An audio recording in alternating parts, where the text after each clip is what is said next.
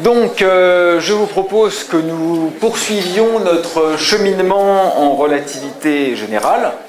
Donc, la semaine dernière, j'avais essayé de vous montrer brièvement comment se construisait la grande théorie d'Einstein. Donc, vous vous souvenez, en quelques phrases, l'idée est assez élémentaire et part du principe d'équivalence.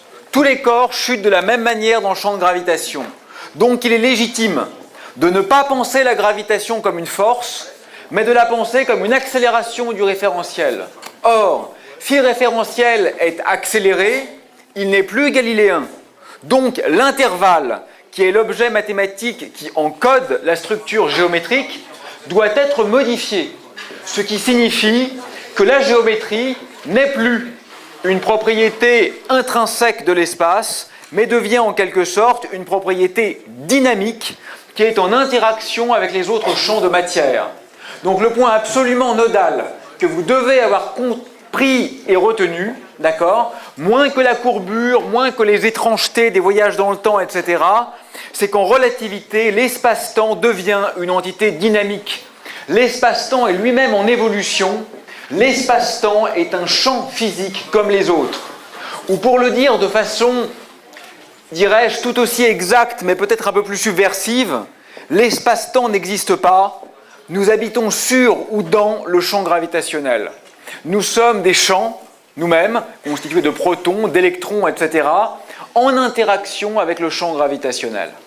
Et les équations d'Einstein, avec lesquelles j'avais terminé le cours la semaine dernière, G égale 8pi petit g sur C4 fois T, sont les équations fondamentales qui, d'un point de vue technique, permettent de calculer la métrique, c'est-à-dire de déterminer la structure géométrique de l'espace-temps, mais qui surtout, d'un point de vue conceptuel, montrent le lien indéfectible qui existe entre le contenu, la partie T, le tenseur énergie-impulsion, et le contenant, c'est-à-dire la partie G, la partie témoignant de la substantifique moelle, pourrait-on dire, de la géométrie.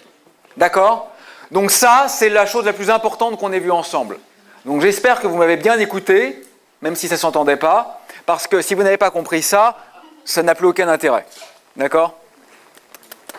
Bon, on va faire sans micro, c'est pas grave. Donc du coup, ça va obliger un silence parfait. D'accord ? Parfait.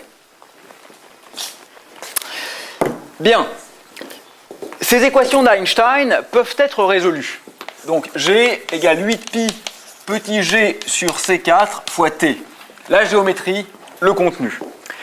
Il y a essentiellement deux systèmes physiques pour lesquels la solution explicite de ces équations peut être obtenue et se trouve être particulièrement riche d'informations scientifiques.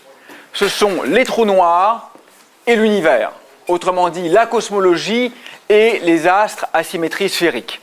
Alors peut-être je vais commencer par la cosmologie puisque c'est le fil conducteur de notre option et je vais vous montrer en quoi ces équations permettent de comprendre l'évolution et la dynamique de l'univers entre typiquement un milliardième de seconde après le Big Bang et aujourd'hui.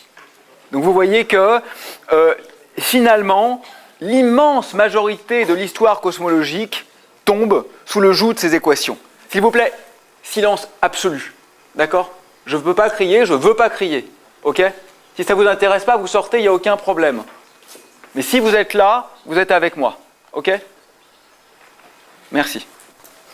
Bien. Alors la première solution, donc, c'est celle de la cosmologie.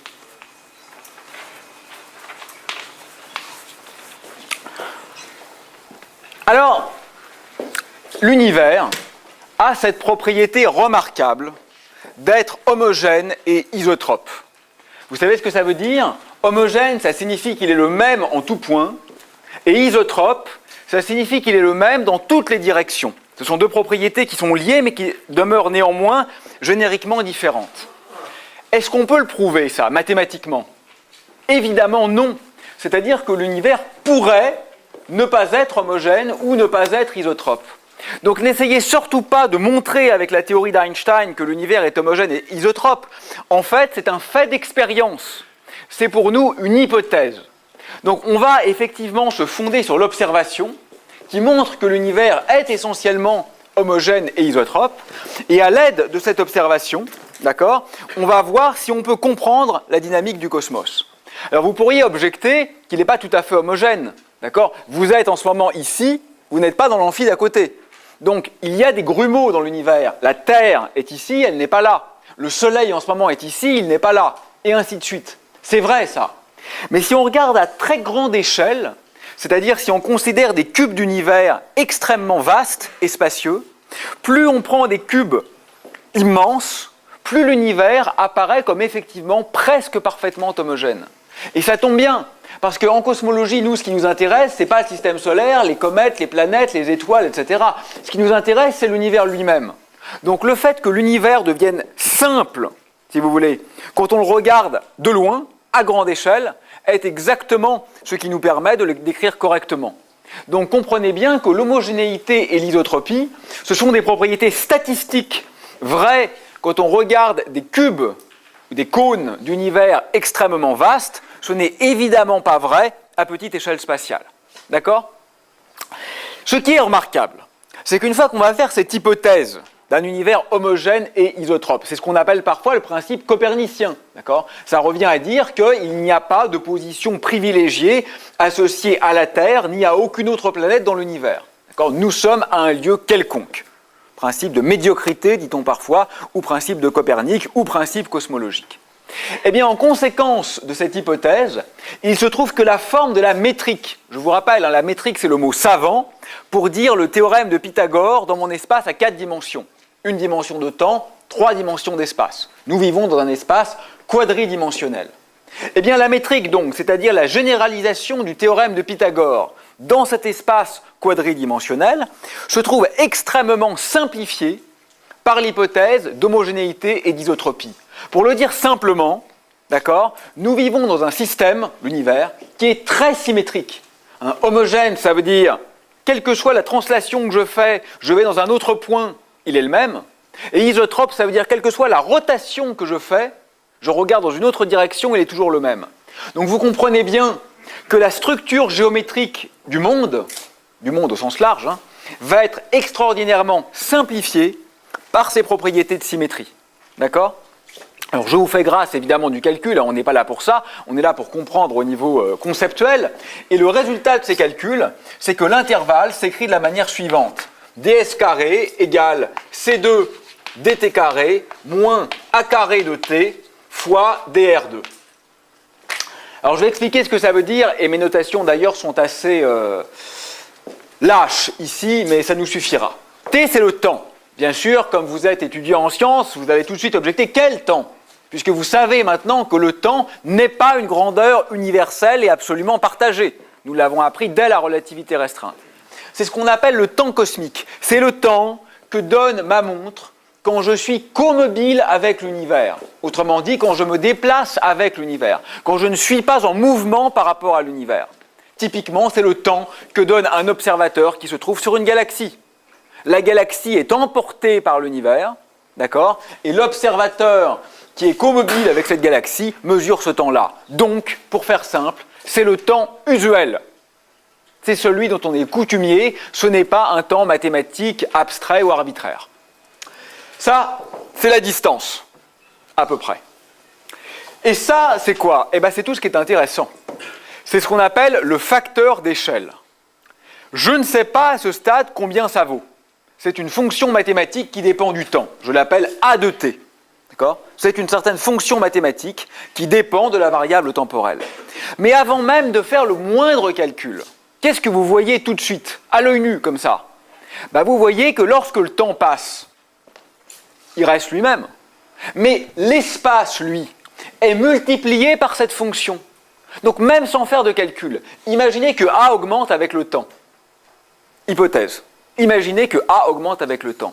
Si vous avez deux galaxies qui sont séparées par une certaine distance, vous voyez que ça va être multiplié par une fonction croissante.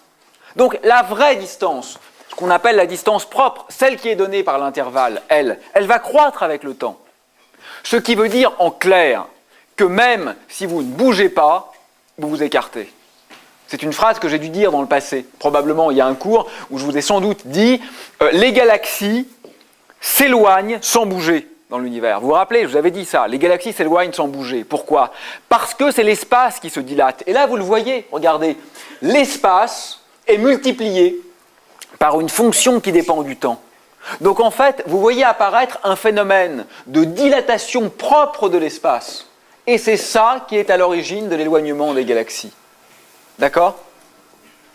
Alors à ce stade, on n'a pas utilisé les équations d'Einstein. Ce que j'ai écrit là, ça résulte uniquement de la simplification de la forme de l'intervalle, de la géométrie, grâce aux symétries. Mais maintenant, évidemment, si on veut faire de la science sérieuse, qu'est-ce qu'on veut savoir? On veut savoir ce que c'est A de t. Combien elle vaut, cette fonction? Et pour ça, qu'est-ce qu'on va faire? Eh bien, on va utiliser notre arme secrète qui nous permet de calculer explicitement la métrique. Alors ça, bien sûr, on ne va pas le faire maintenant. C'est très compliqué à faire. Pourquoi? Parce qu'il faut que je calcule le tenseur d'Einstein ici. Le tenseur d'Einstein, il s'écrit lui-même en fonction du tenseur de Riemann, qui s'écrit en fonction de la métrique et de ses dérivés. Donc il faut que je remplace cet objet-là à l'intérieur de ça, que je calcule tous les termes. Moi, je fais le calcul en cours de Master 2 de physique. Ça nous prend une dizaine d'heures pour le faire bien. Donc c'est long et dur. Mais ça se fait très bien, il n'y a pas de vraie difficulté mathématique, c'est qu'une difficulté de maniement de symboles un peu lourd, mais au niveau intellectuel, il n'y a rien de complexe fondamentalement, d'accord? Et une fois qu'on remplace là-dedans, qu'est-ce qu'on trouve? On trouve les équations d'évolution de A. Ce sont les fameuses équations de Friedmann. Le résultat est A point divisé par A au carré égale 8 pi g sur 3 fois ρ. Je vais expliquer les termes, bien sûr. A point sur A au carré égale 8 pi g sur 3 ρ, ce qu'on note parfois h carré égale 8 pi g sur 3 fois ρ.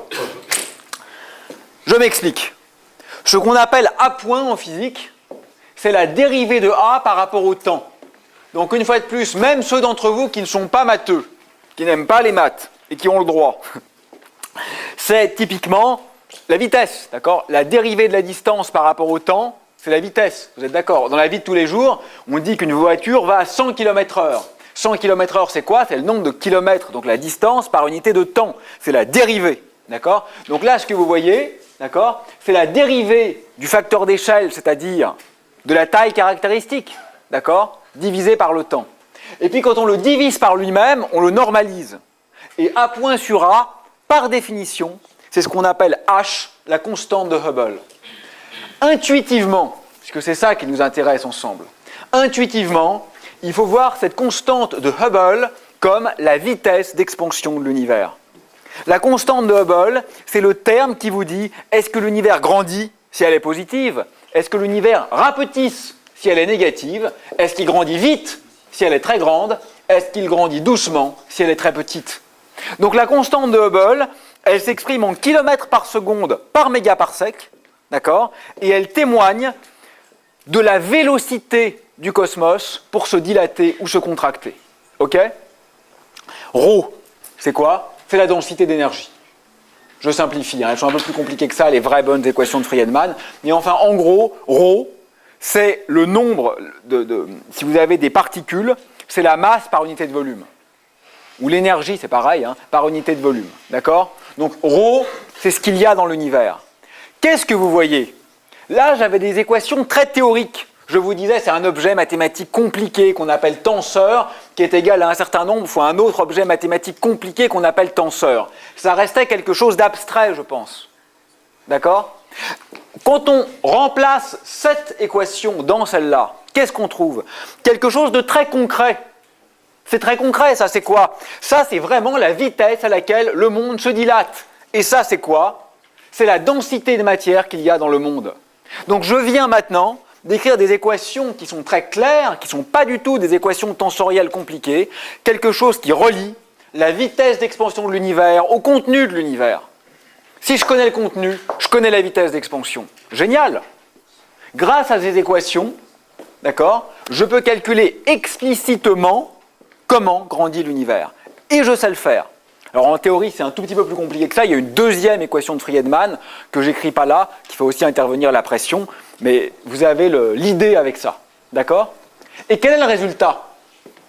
Eh bien, le résultat, c'est que en fait, l'évolution de l'univers a été assez compliquée. Quand l'univers est dominé par la matière, quand l'univers est dominé par la matière, ça veut dire quoi dominé par la matière?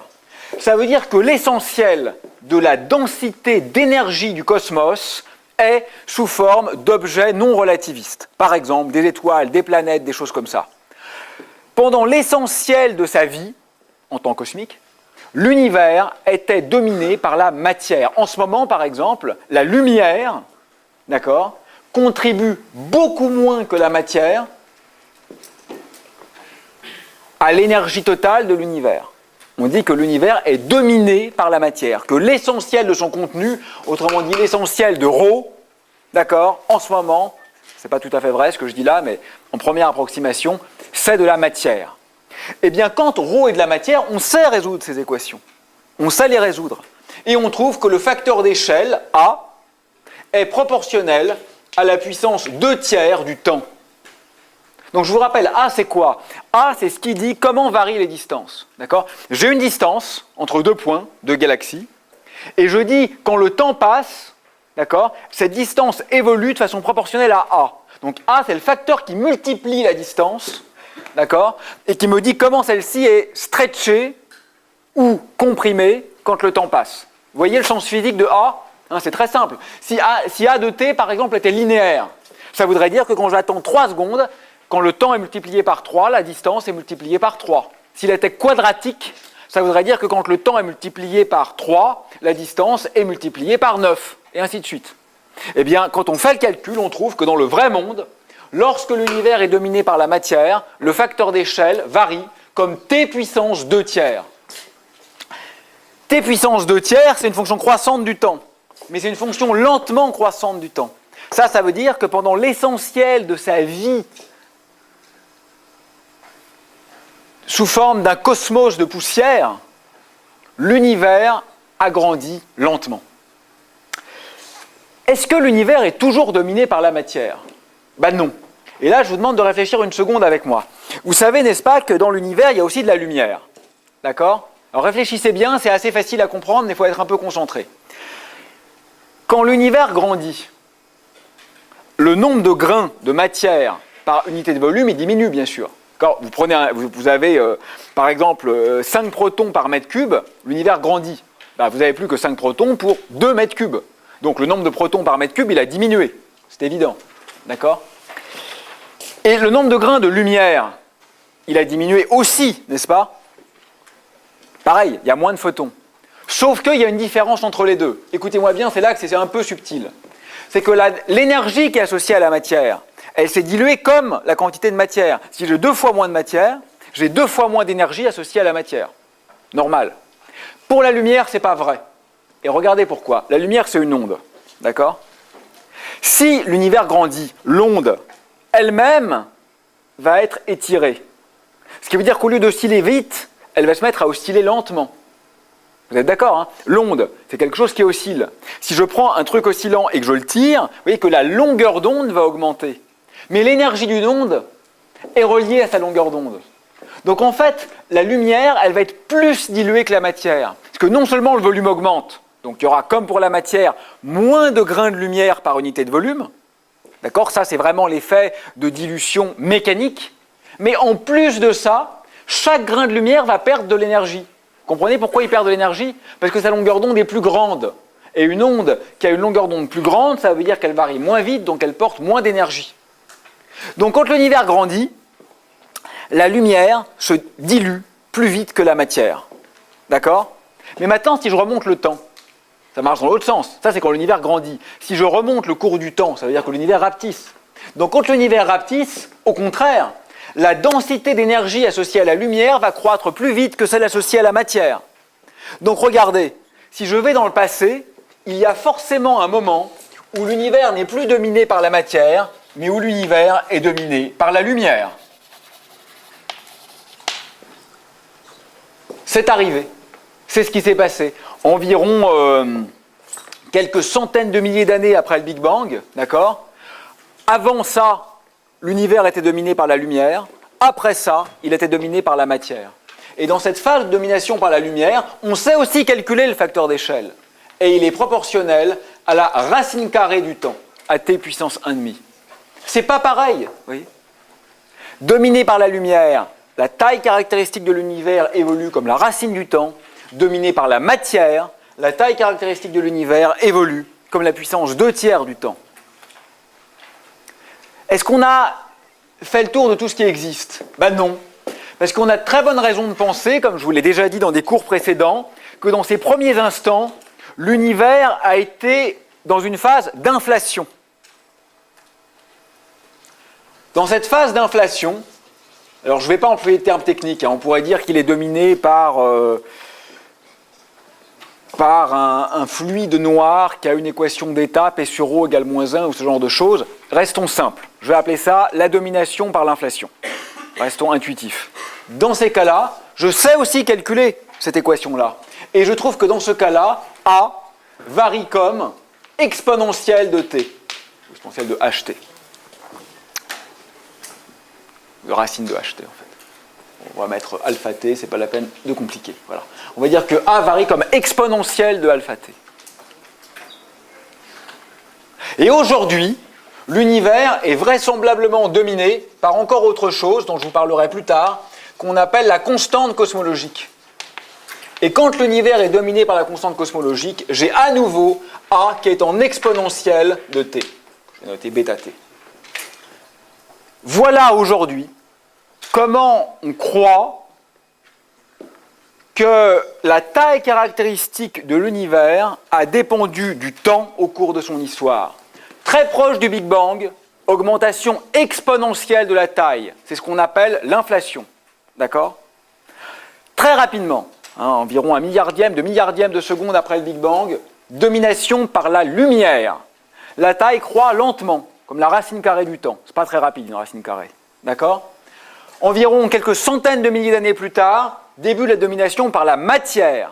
L'univers croît encore plus lentement, comme le temps à la puissance 2/3. Et puis environ, disons 10 milliards d'années après le départ, c'est-à-dire peu de temps avant aujourd'hui, on commence à être dominé par la constante cosmologique et on repart en expansion exponentielle.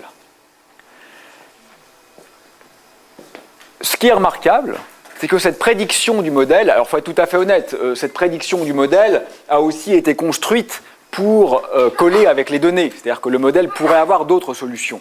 Mais en tous les cas, une fois qu'on s'est donné un contenu matériel clair, cette prédiction de la relativité générale est en parfait accord avec la dynamique observée de l'univers. Parce que comme vous le savez, comme on l'a dit plein de fois, regarder loin, c'est regarder tôt. Donc on a beaucoup de méthodes différentes pour voir effectivement l'évolution de la dynamique cosmologique à travers les âges. Et on a ici un modèle qui retrace essentiellement, parfaitement, l'évolution de la taille du cosmos en fonction du temps. Et vous voyez que ce qui est beau, c'est que c'est une évolution qui est mouvementée quand même. C'est pas tout le temps pareil. Exponentielle, racine carrée, puissance 2/3, re-exponentielle, c'est la solution des équations d'Einstein et c'est ce qu'on voit. Donc quand même, globalement, l'évolution de l'univers est assez bien contrôlée. Et vous voyez que de ce point de vue, la cosmologie, c'est aussi une intersection ou un dialogue avec la physique des particules. Parce que pour décrire l'évolution, vous avez besoin de connaître le contenu. Mais comment connaissez-vous le contenu ? Vous connaissez le contenu aujourd'hui. Comment savez-vous ce qu'il y avait dans l'univers un milliardième de seconde après le Big Bang? Pour faire ça, vous avez besoin de la physique des particules. C'est-à-dire que vous voyez qu'en fait, c'est le contenu microscopique qui va déterminer la dynamique macroscopique. Il y a un lien très fort entre l'infiniment petit et l'infiniment grand. Ils sont fondamentalement articulés dans cette démarche. D'accord ?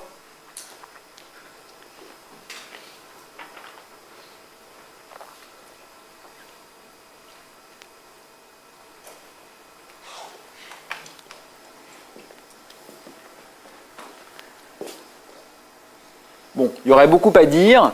Je pense qu'on va discuter après. Peut-être pour l'instant, je vais en rester là sur ce qui concerne la solution cosmologique. D'accord ?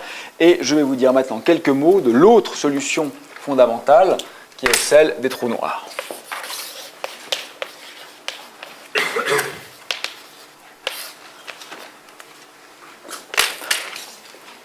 Bon, avant de s'y mettre, avant de passer au trou noir, comme d'habitude, vous m'autorisez une petite digression de quelques instants, j'espère. Mais les digressions, hein, comme je vous l'ai dit, finalement, c'est souvent l'essentiel, à mon avis en tout cas. Qu'est-ce qu'on fait en ce moment ? On fait de la science, on fait de la physique. Je veux absolument...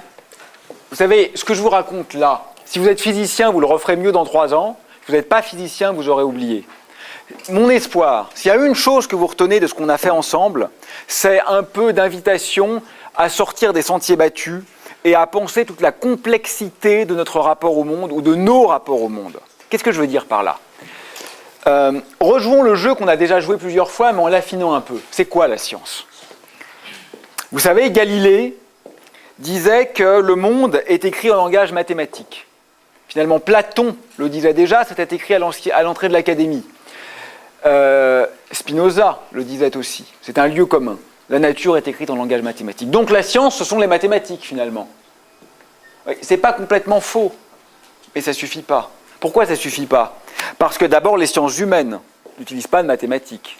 Mais même sans aller jusque-là, pourrait-on dire, au sein même des sciences de la nature, quid de l'éthologie, l'étude des comportements animaux, quid de la taxinomie, l'art des classifications, pas de mathématiques non plus. Donc manifestement, ça ne suffit pas comme caractérisation. Bon, vous pourriez dire d'accord, finalement la science, c'est le lien avec l'expérience. Oui, c'est pas mal comme définition. Dans sciences de la nature, il y a des expériences. Enfin, ça pose quand même un petit problème, parce que la reine des sciences, si l'on peut dire, les mathématiques, ne sont précisément pas une science expérimentale. C'est donc un peu compliqué de définir la science par l'expérimentation, alors que la science la plus parfaite dont on dispose, au sens des sciences exactes ou des sciences dures, se passe précisément d'expérimentation. En plus, c'est quoi une expérience ? Ne faites jamais comme si vous saviez ce qu'est une expérience.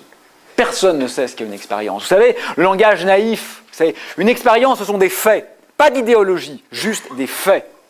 Mais les faits, ça n'existe pas de façon absolument pure et décontextualisée d'une vision du monde. Je vous promets que si nous étions en ce moment, nous tous là, des jeunes paysans du Moyen-Âge, pour nous, l'existence de sorcières serait un fait. Ça serait une vérité, juste incontestable. Et aujourd'hui, on en sourit, ou on en pleure d'ailleurs. Ce qu'elles ont subi n'était pas très drôle. Je vous promets que si nous étions des Inuits du nord du Québec, pour nous, le rêve serait le réel. Ça serait un fait, on ne se demanderait même pas, mais est-ce que c'est... Non, ça serait évident. Ce qu'on rêve la nuit, c'est la vraie réalité. Et ces gens, croyez-moi, ne sont pas plus bêtes que nous. Au contraire, à plus d'un titre. Donc vous voyez, il faut toujours se méfier de l'idée qu'une expérience, ce sont des faits. Les faits, c'est compliqué. On les voit comme des faits dans un cadre interprétatif. Et vous pourriez me dire, oui, mais quand même, au moins, il y a une clarté de la reproduction. Regardez. Je fais tomber ma craie, comme d'hab. Et puis, je refais la même expérience 3 secondes après. Je me dire, bon, c'est la même expérience. Je peux essayer de chercher des régularités, je peux comprendre ce qui se passe. Ça, quand même, c'est des faits. J'ai dit quoi ? Que je refaisais la même expérience. Mais déjà, en disant ça, j'ai fait l'hypothèse, même pas explicite, que donc l'état mental dans lequel vous vous trouvez n'influe pas sur l'expérience. Puisque entre les 3 secondes qui s'est passé, vous avez peut-être reçu un SMS, vous avez peut-être pensé à autre chose. Donc, c'est pas du tout le même état mental dans la pièce. Et pourtant, je dis c'est la même expérience. Il y a une voiture qui est passée sur le campus. Pourtant, je dis c'est la même expérience. Le programme radiophonique qui est en ce moment diffusé n'était pas le même entre les 2 expériences. Pourtant, je dis c'est la même. Donc, pourquoi je dis c'est la même ? Parce que j'ai déjà fait 1 milliard d'hypothèses sur ce que je suis en train de tester. Vous voyez, il faut se méfier des idées simplistes, du genre ça, ce sont des faits. Vous voyez, comme les sondages, quoi. Vous voyez, les néopolitiques, ça c'est un sondage. Oui, mais on sait très bien que si on change la question, on change le résultat. Donc, soyons subtils. C'était un problème un peu compliqué. Après, vous pourriez me dire, oui, mais finalement, ce qui compte, c'est la capacité de prévoir. C'est pas faux, hein. Thalès est devenu célèbre parce qu'il a prévu une éclipse. Bon, il a eu un peu de chance, mais c'est vrai, la capacité de prévoir, ça joue. Mais je peux prévoir la position de l'aiguille de ma montre dans 3 secondes sans rien comprendre à son mécanisme. C'est pas pareil, expliquer et prévoir. Ça suffit pas. Expliquer, c'est beaucoup plus que prévoir. D'accord ? Vous pourriez me dire, finalement, la science, c'est la rationalité. Bon, ça, je vous en ai déjà parlé. Moi, je crois que c'est complètement inopérant comme définition. Parce que chacun se croit rationnel.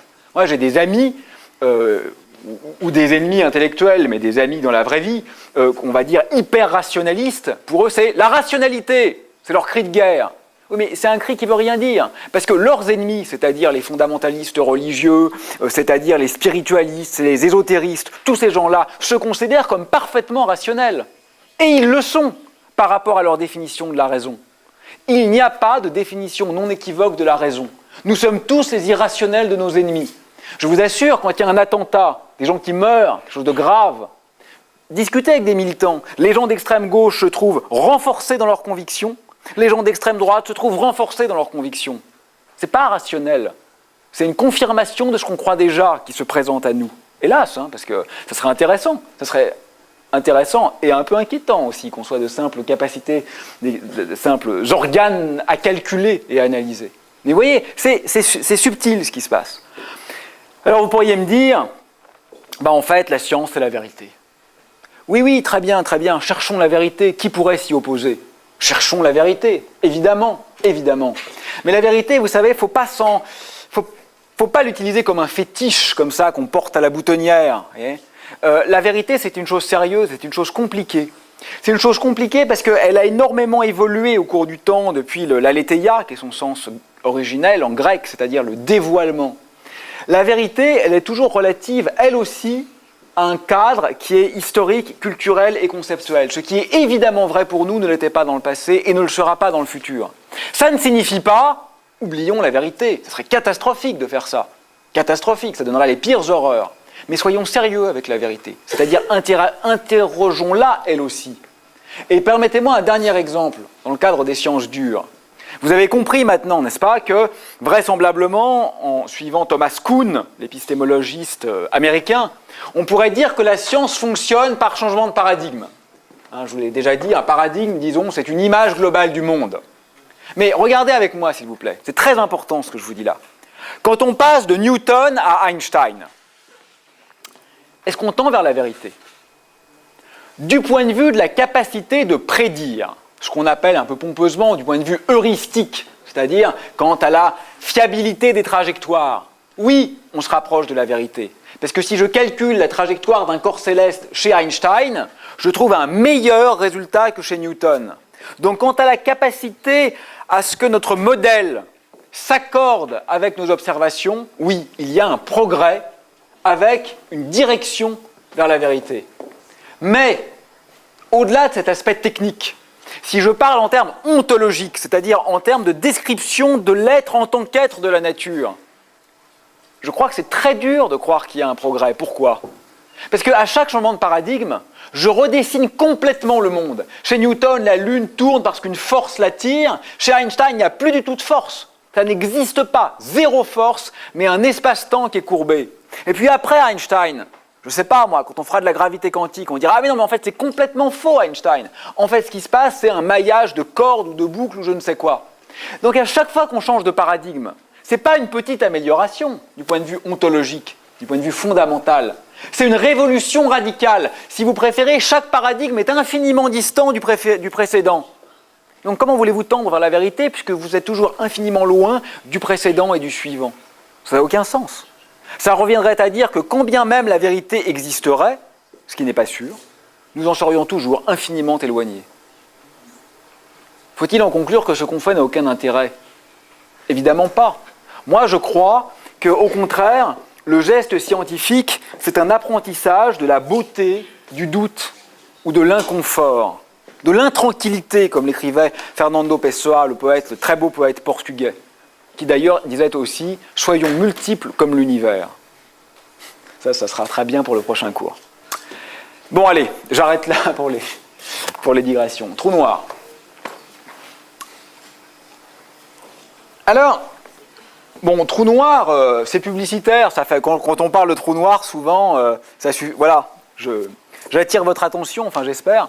Mais en fait, ce qu'on va faire là n'est pas spécialement vrai pour les trous noirs, c'est vrai pour n'importe quel corps sphérique statique. Donc ça marche tout aussi bien pour les planètes et les étoiles. Hein. C'est pas vraiment spécifique aux trous noirs.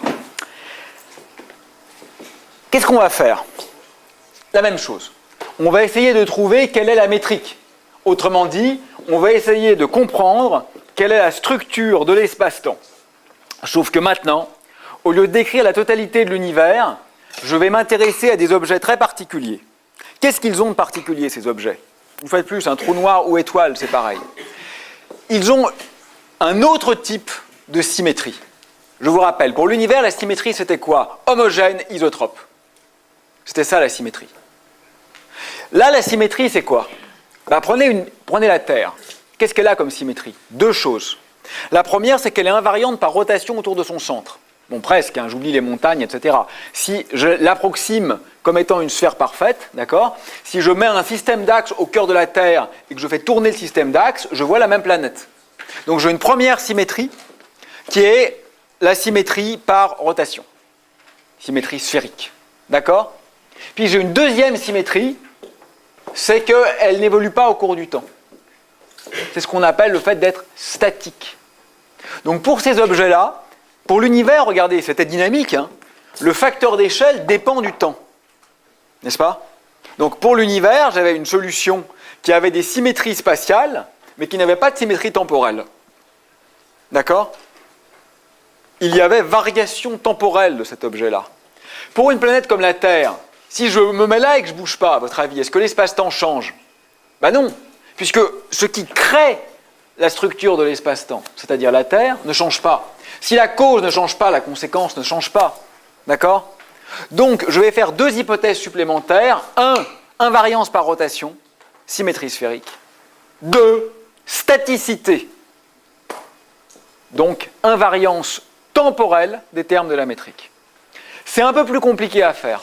La métrique de Schwarzschild, qui décrit les trous noirs, est plus compliquée à trouver que la métrique dite de Friedman, Lemaitre, Robertson, Walker, qui est celle que j'ai écrite jusqu'à maintenant. Donc, je vous passe bien sûr les détails et je vous donne directement le résultat. ds carré égale, je l'écris en unité géométrique cette fois, en unité de Planck, dt carré moins, donc 1 moins 2m sur r fois dt carré moins dr carré divisé par 1 moins 2m sur r. Sachant que ce que j'appelle m, c'est la masse de l'astre, et ce que j'appelle r, c'est la distance entre le centre de l'astre et le point courant, m si vous voulez, auquel je fais la mesure. Donc je dis que ds carré est égal à 1 moins 2m sur r fois dt carré moins dr carré divisé par 1 moins 2m sur r. Et puis on va l'interpréter, hein, vous inquiétez pas, l'équation en elle-même nous intéresse peu.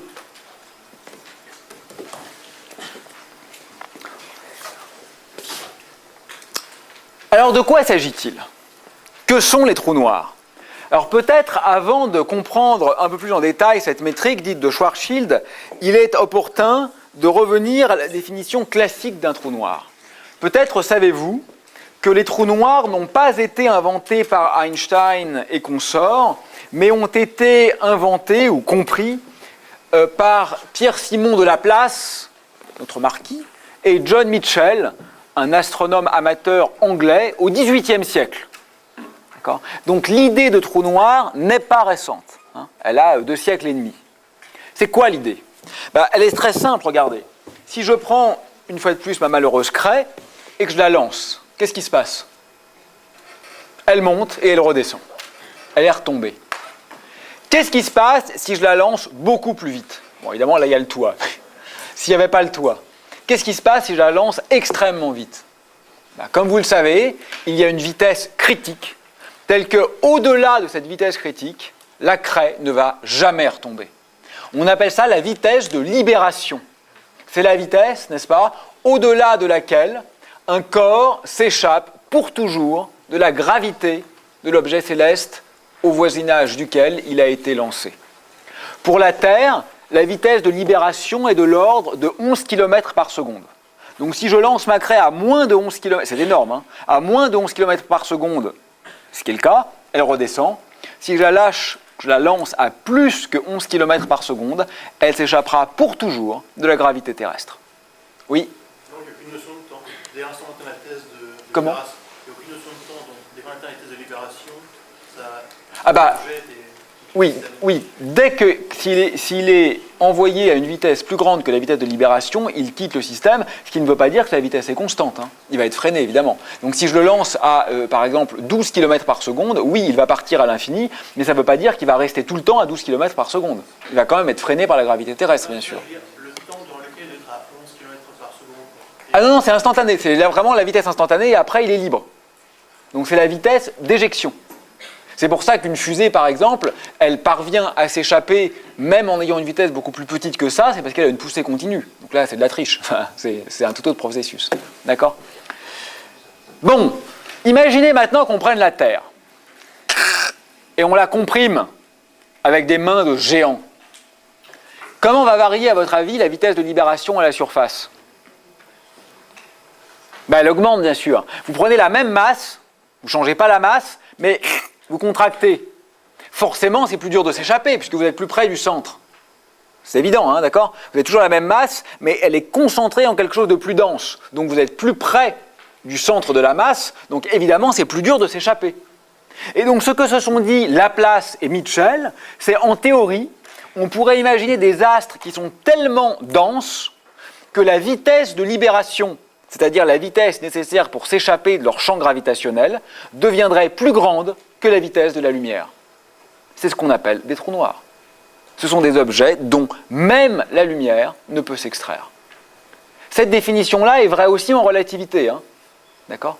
La définition d'un trou noir, c'est que c'est un objet suffisamment dense, quoiqu'on va revenir sur cette idée tout à l'heure, pour que la vitesse nécessaire à s'extraire de son champ de gravité soit plus grande que la vitesse de la lumière, donc même la lumière ne peut pas s'extraire de son champ de gravité.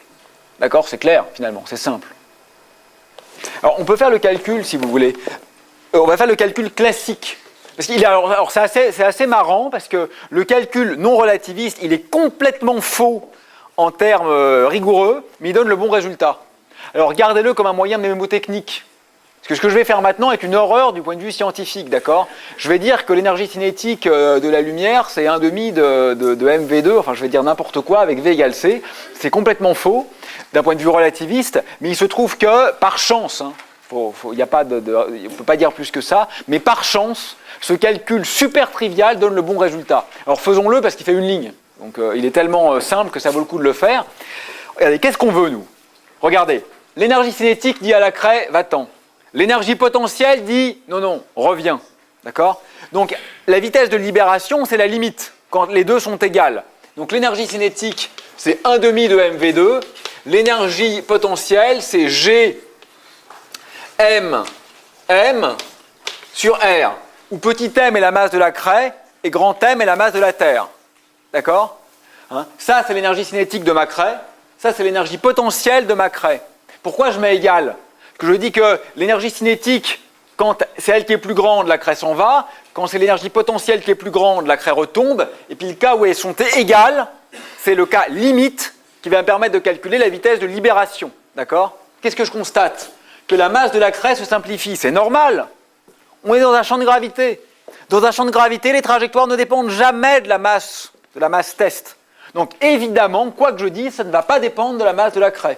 Ça, maintenant que vous êtes coutumier de la relativité, ça vous paraît évidemment naturel. Et donc, qu'est-ce que je trouve ? Eh bien, je trouve que si je veux que la vitesse de libération soit égale à la vitesse de la lumière, donc je fais V égale C, d'accord ? Ça fait 1/2 de C carré égale Gm sur R, ce qui implique que R égale 2Gm sur C carré.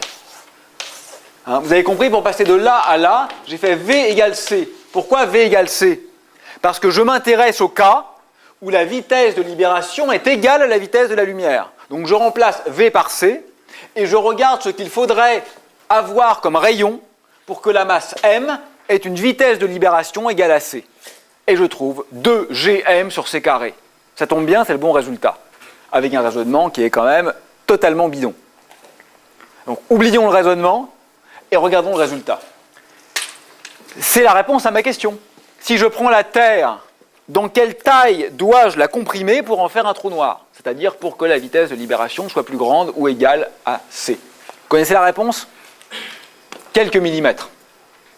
Il faudrait que je prenne la totalité de la Terre, ses chaînes de montagnes, son magma, son manteau, son écorce, son cœur nucléaire, etc., et que je comprime ça là-dedans pour en faire un trou noir. Bon, à ce stade, un cerveau normal se dit « c'est pas possible ». Donc ça n'existe pas. Et c'est effectivement ce que se sont dit les hommes pendant très longtemps. Tout le monde s'est dit, les trous noirs, ce sont des possibilités théoriques qui ne sont pas instanciées dans le monde réel. Même Einstein a cru pendant une grande partie de sa vie que les trous noirs étaient des solutions existantes de ces équations, d'accord, mais que ces solutions n'avaient pas de contrepartie physique. Vous voyez la différence entre les deux, hein? Un homme de 27 mètres de long, de haut plutôt, ça ne viole pas les lois de la physique. C'est possible du point de vue des lois de la physique. Pourtant, ça n'existe pas. On n'a jamais vu un homme de 27 mètres de haut. Donc tout ce qui est physiquement possible n'existe pas, évidemment. Il y a plein de choses qui sont physiquement possibles qui n'existent pas. Et donc longtemps, on a cru que c'était le cas des trous noirs. C'était des objets qui étaient autorisés par la physique, mais qui n'existaient pas dans le monde réel, parce que comment voulez-vous contracter la Terre dans une sphère de 3 mm? C'est pas possible, personne ne peut faire ça. Pourquoi la situation a changé? La situation a changé parce que Chandrasekhar, un grand savant indien, et quelques autres, se sont intéressés à l'évolution des étoiles. Et ils ont compris que lorsque les étoiles avaient consommé tout leur combustible et qu'elles parvenaient en fin de vie, alors il n'y avait plus de pression de radiation. La pression de radiation, c'est ce qui provient des réactions de combustion nucléaire. Je vous rappelle que même notre Soleil consomme, je dis même parce que c'est quand même une étoile modeste, consomme chaque seconde environ 500 millions de tonnes d'hydrogène. Donc il se passe quand même beaucoup de choses là-dedans, qu'il transforme en hélium.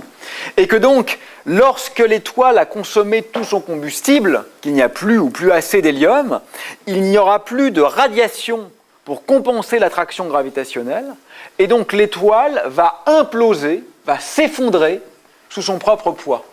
Alors si l'étoile est légère, comme le Soleil, elle va devenir ce qu'on appelle une naine blanche, c'est-à-dire essentiellement une étoile morte. Si elle est plus lourde que le Soleil, elle va se transformer en étoile à neutrons. C'est très beau les étoiles à neutrons, parce que ce sont des objets qui sont stabilisés par la mécanique quantique, mais je n'ai pas le temps de vous en parler. Et si l'étoile est encore plus lourde que ça, elle va évoluer en trou noir. Ça, c'est une prédiction du calcul de Chandrasekhar. Alors d'un seul coup, la situation a changé. C'est-à-dire que les trous noirs passent du statut de possibilité mathématique exotique au statut de prédiction claire de la théorie pour des objets réels que sont les étoiles très massives. Alors bien sûr, la quête de trous noirs s'ouvre donc. Est-ce qu'on en voit? Et là, la situation, dirais-je, a drastiquement changé depuis quelques décennies. C'est vraiment passé du statut d'objet hypothétique au statut d'habitant standard du bestiaire de l'astrophysicien. Aujourd'hui, pratiquement plus aucun astrophysicien ne doute de l'existence réelle de trous noirs. Pourquoi? Je vous donne quelques arguments. Ces trous noirs vont être souvent entourés par un disque d'accrétion. Le disque d'accrétion, c'est de la matière qui va tomber sur le trou noir, mais qui va tomber en spiralant. Et en spiralant, la matière va frotter sur elle-même, et ce phénomène de friction va induire une grande libération d'énergie. Et on peut calculer exactement à quoi ressemble le spectre, c'est-à-dire les caractéristiques thermiques de cette matière en train de tomber depuis le disque d'accrétion, et il se trouve qu'on observe réellement dans l'univers des phénomènes physiques qui sont en très bonne adéquation avec cette prédiction. D'ailleurs, vous pouvez remarquer que quand on atteint ce rayon-là, qui est la taille du trou noir, le rayon de Schwarzschild, regardez, vous voyez que l'énergie potentielle, vous remplacez R par ça. D'accord, hein? Vous remplacez R par cette valeur-là, et qu'est-ce que vous trouvez? Que l'énergie potentielle vaut 1,5 de MC2. Regardez ça, c'est très important ça. Ça veut dire que quand vous atteignez la surface du trou noir, l'énergie du corps qui est en train de tomber vaut à peu près la moitié de son énergie de masse. C'est gigantesque. Dans une étoile comme le Soleil, les réactions de fusion thermonucléaire sont beaucoup moins efficaces que ça. Dans une réaction de fusion thermonucléaire, vous ne récupérez que quelques fractions de pourcents de l'énergie de masse. Vous savez ça, non? La différence de masse entre l'hydrogène qui participe à la réaction et l'hélium qui est produit est extrêmement faible. Ça veut dire que même la fusion nucléaire, qui est ce qu'on a de mieux en fait, reste encore extrêmement peu efficace par rapport à la chute sur un trou noir. L'énergie que vous avez en chutant sur un trou noir est énormément plus grande que l'énergie de fusion nucléaire. Donc en fait, ce sont les moteurs les plus puissants de l'univers. C'est pour ça que dans les disques d'accrétion, on voit ces phénomènes de friction et qu'on observe effectivement ceci comme premier indice de l'existence des trous noirs. Alors parenthèse, je vous l'ai tellement dit que j'espère aucun d'entre vous ne va demander mais est-ce qu'on a des preuves de leur existence? Bon, ça y est, je pense que vous êtes clair là-dessus. Cette question n'a pas de sens. Évidemment non, puisque évidemment, quoi qu'on dise en sciences de la nature, ce n'est jamais prouvé. Jamais. Mais la question n'est pas est-ce qu'on a des preuves? La question est quel est le taux de fiabilité de cette hypothèse? Et ma réponse est aujourd'hui, elle est très fiable. Pas tout à fait aussi fiable que l'existence de planètes, évidemment, on habite sur une planète. Donc là, vraiment, la fiabilité est maximale. Mais elle est quand même très élevée. Donc première raison, celle que je viens de donner. D'accord, on voit les disques.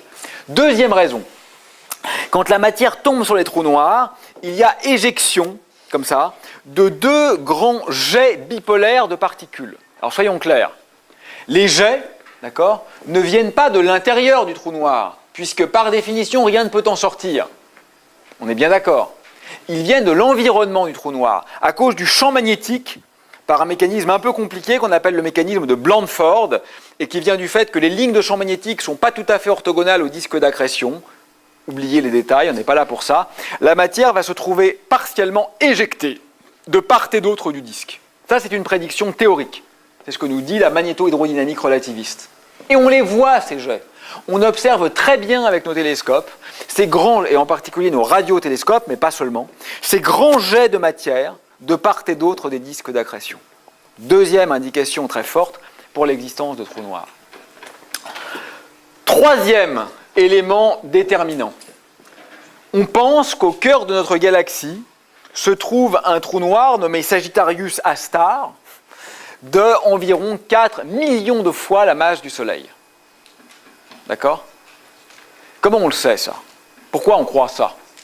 En fait, parce qu'on observe les trajectoires des étoiles autour du centre de la galaxie. Ce n'est pas des calculs, d'accord? On les voit. On voit les étoiles qui tournent autour du cœur de la Voie lactée. D'accord? Et qu'est-ce qu'on voit? Bien, on voit que les trajectoires, d'abord, sont très elliptiques. On voit des ellipses, vous voyez, ce n'est pas des ellipses comme ça, c'est des ellipses comme ça. Vraiment très allongées. Très, très allongées. Ce qui prouve qu'il y a une masse énorme. Donc, on peut calculer, à partir de l'observation des étoiles, la masse autour de laquelle elles tournent. Et on trouve, c'est comme ça qu'on le sait, que la masse qui doit être là, ça c'est de la mécanique newtonienne de base, hein, la masse qui doit être là pour expliquer les orbites observées est de 4 millions de fois la masse du Soleil. Bon, ça ne prouve pas que c'est un trou noir. Mais les étoiles, on les voit individuellement. On voit des points brillants. Alors que la masse autour de laquelle elles tournent, on ne la voit pas. Ce qui veut dire que le centre attracteur, qui est 4 millions de fois plus massif que les étoiles, que chaque étoile, est beaucoup moins brillant qu'une étoile. Bon. Et en plus, on voit que ces étoiles, elles frôlent la masse, mais sans la toucher. Sans la toucher parce qu'on les voit tourner plusieurs fois, et on voit bien qu'elles ne sont pas abîmées. Donc regardez, on a quelque chose qui est très massif, très noir et très petit. C'est exactement la définition d'un trou noir. Alors peut-être vous allez me dire, oui mais en fait, c'est juste que c'est la meilleure explication possible, quoi. Eh bien oui, comme toujours. C'est ça la physique. Nous ne cherchons pas la vérité absolue. Nous cherchons la meilleure explication possible. C'est toujours comme ça. Hein, vous savez, il y a quelques années, on a découvert le boson de Higgs. Qu'est-ce qu'on a vu? On n'a pas vu un petit truc qui est apparu en disant « Bonjour, je suis Monsieur Higgs », d'accord, qui existe d'ailleurs, qui est encore vivant. Qu'est-ce qu'on a vu comme étant le boson de Higgs? On a vu une résonance essentiellement en 2 gamma, et que cette résonance en 2 gamma, la meilleure explication qu'on a, c'est le mécanisme de Higgs. C'est toujours ça la science. On n'a jamais une sorte de révélation. Ce n'est pas une pensée du miracle, d'accord? C'est une appréhension du monde par la meilleure explication dont on dispose. Et actuellement, nous n'avons pas de meilleure explication que l'existence de trous noirs pour rendre compte de l'orbite des étoiles au cœur de la Voie lactée. Et en plus, bien sûr, pour recoller encore une fois, on en a déjà parlé, l'actualité récente, je peux aussi mentionner la récente mesure par l'interféromètre LIGO des ondes gravitationnelles.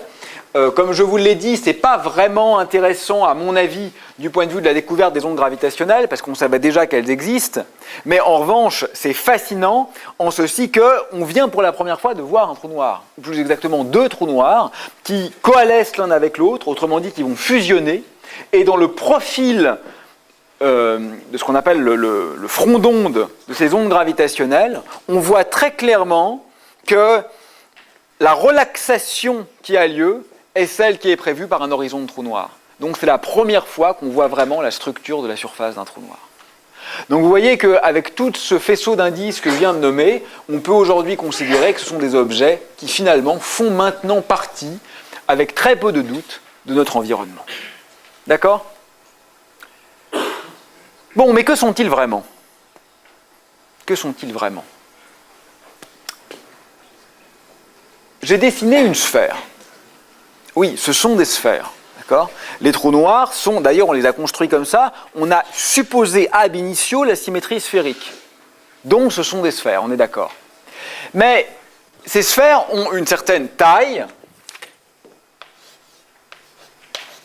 Alors on va appeler ça RS, comme rayon de Schwarzschild, qui est celui qui a fait le calcul initialement, dans le cadre relativiste.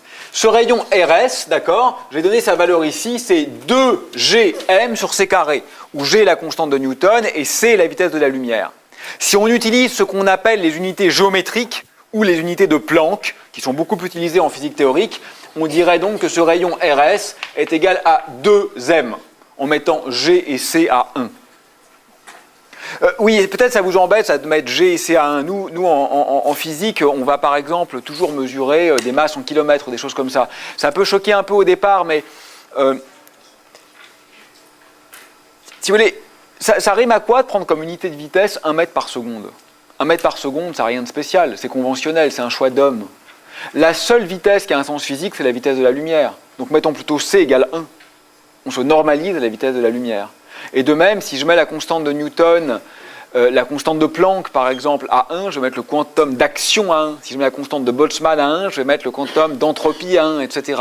Donc ces unités de physique théorique qui peuvent peut-être vous dérouter un peu au départ, où on prend la vitesse de la lumière égale la constante de Planck, égale la constante de Newton, égale la constante de Boltzmann, égale 1, en fait, dites-vous simplement que c'est un système d'unités très naturel dans lequel on se normalise à ce qu'il y a un sens physique. Si ça vous embête, vous pouvez remettre les unités complètes, hein, bien sûr. Bref. Donc, on a ce rayon-là. Et donc, on a le trou noir qui est une sphère. Concrètement, ça veut dire quoi ? Ça veut dire que si moi, je suis là, d'accord, je peux me balader et je peux revenir en arrière. Mais si je fais ça, je ne peux plus revenir en arrière. Ça veut dire que dès que j'ai franchi cette surface, qu'on appelle horizon, plus aucun voyage de ce type n'est envisageable. Dante, le poète italien, écrivait dans sa comédie pour décrire les enfers « Vous qui pénétrez ici, perdez toute espérance ». Voilà, c'est ça les trous noirs. Si vous pénétrez ici, perdez toute espérance. Il n'y a plus de retour en arrière possible dans un trou noir. Oui. On met 2 trous noirs comme ça. Oui. Et qu'on met entre les deux. Oui. On va être attiré par lequel ? Alors, la question qu'il pose, c'est si on met 2 trous noirs, on va être attiré par lequel ? Ça n'a aucune importance que ce soit des trous noirs. Tu vas avoir 2 objets qui ont une certaine masse et chacun va jouer son rôle.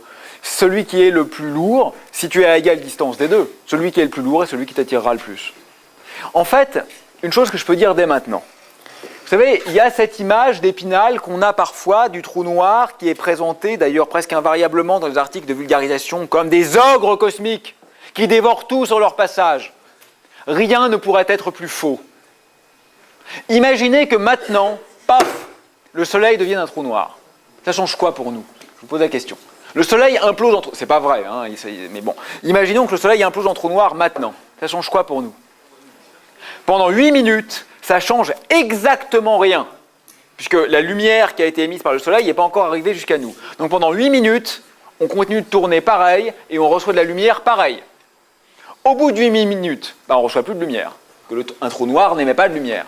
Donc au bout de 8 minutes, on va commencer à avoir très froid. Et on ne va pas faire long feu. Ça, c'est vrai. Mais qu'en est-il de l'orbite de la Terre? Comment l'orbite de la Terre va-t-elle être modifiée? Elle ne va pas être modifiée, exactement. Vous aviez le Soleil, la Terre tournait autour. Vous remplacez le Soleil par un trou noir de même masse. La Terre tourne autour exactement de la même manière. La gravité est démocratique. On se fiche de ce qui crée le champ gravitationnel, que ce soit une étoile, un trou noir ou une botte de carottes. Du moment que la masse est fixée, la trajectoire est fixée. D'accord? Donc c'est complètement faux de dire que les trous noirs attirent tout. Le trou noir qui est au cœur de notre galaxie, la Voie lactée, va-t-il tous nous dévorer? Non. Pourquoi? Parce qu'on tourne autour. C'est des orbites stables. Quel est le problème? On va tourner éternellement autour dans des orbites qui sont parfaitement stables. D'accord? Oui, ce qui tombe dedans ne ressort pas, ça c'est vrai. Mais comme les trous noirs sont très petits, finalement, il y a peu de choses qui tombent dedans. D'accord? Bien. Donc, j'en reviens à ça. À votre avis, de quoi est faite la surface d'un trou noir? Est-ce que je me cogne la tête quand j'arrive à la surface? Non, hein, d'accord? L'horizon d'un trou noir, c'est une surface immatérielle. Immatérielle. Quand je pénètre dans un trou noir, je ne ressens rien de particulier. Il n'y a pas d'effet physique associé au passage de l'horizon d'un trou noir. Le seul effet physique, c'est que je ne peux plus revenir en arrière.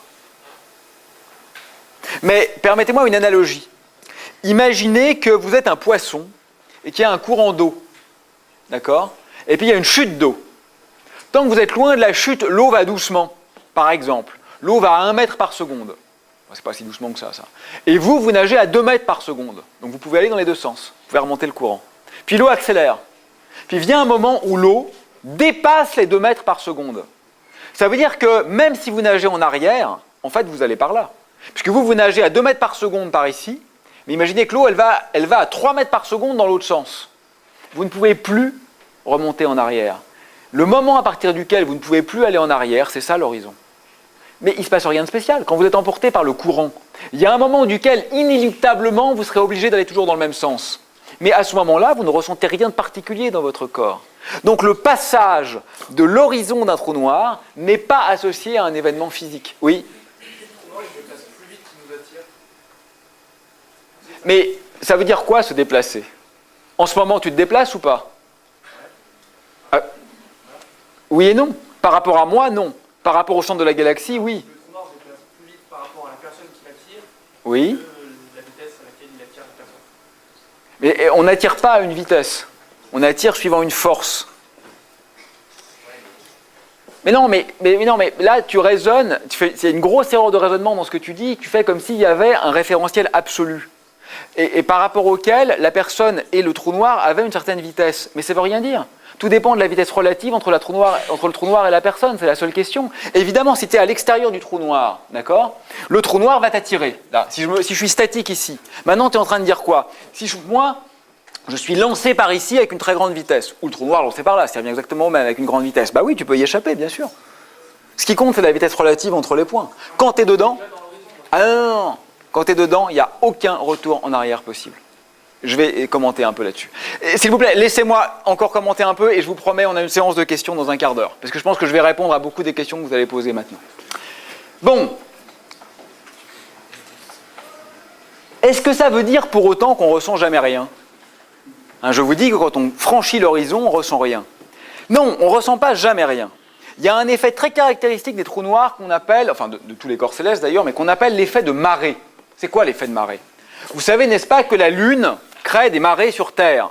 elle fait varier la position de la mer. Pourquoi? Parce qu'elle attire la Terre et que la Lune va avoir tendance à étirer la Terre. D'accord? Parce que le barycentre de la Terre est à l'équilibre, la force centrifuge, si vous voulez, compense la force gravitationnelle, donc les points qui sont plus près de la Lune sont attirés vers la Lune, et les points qui sont plus loin de la Lune sont repoussés de la Lune. Donc la Terre est étirée par l'effet de marée.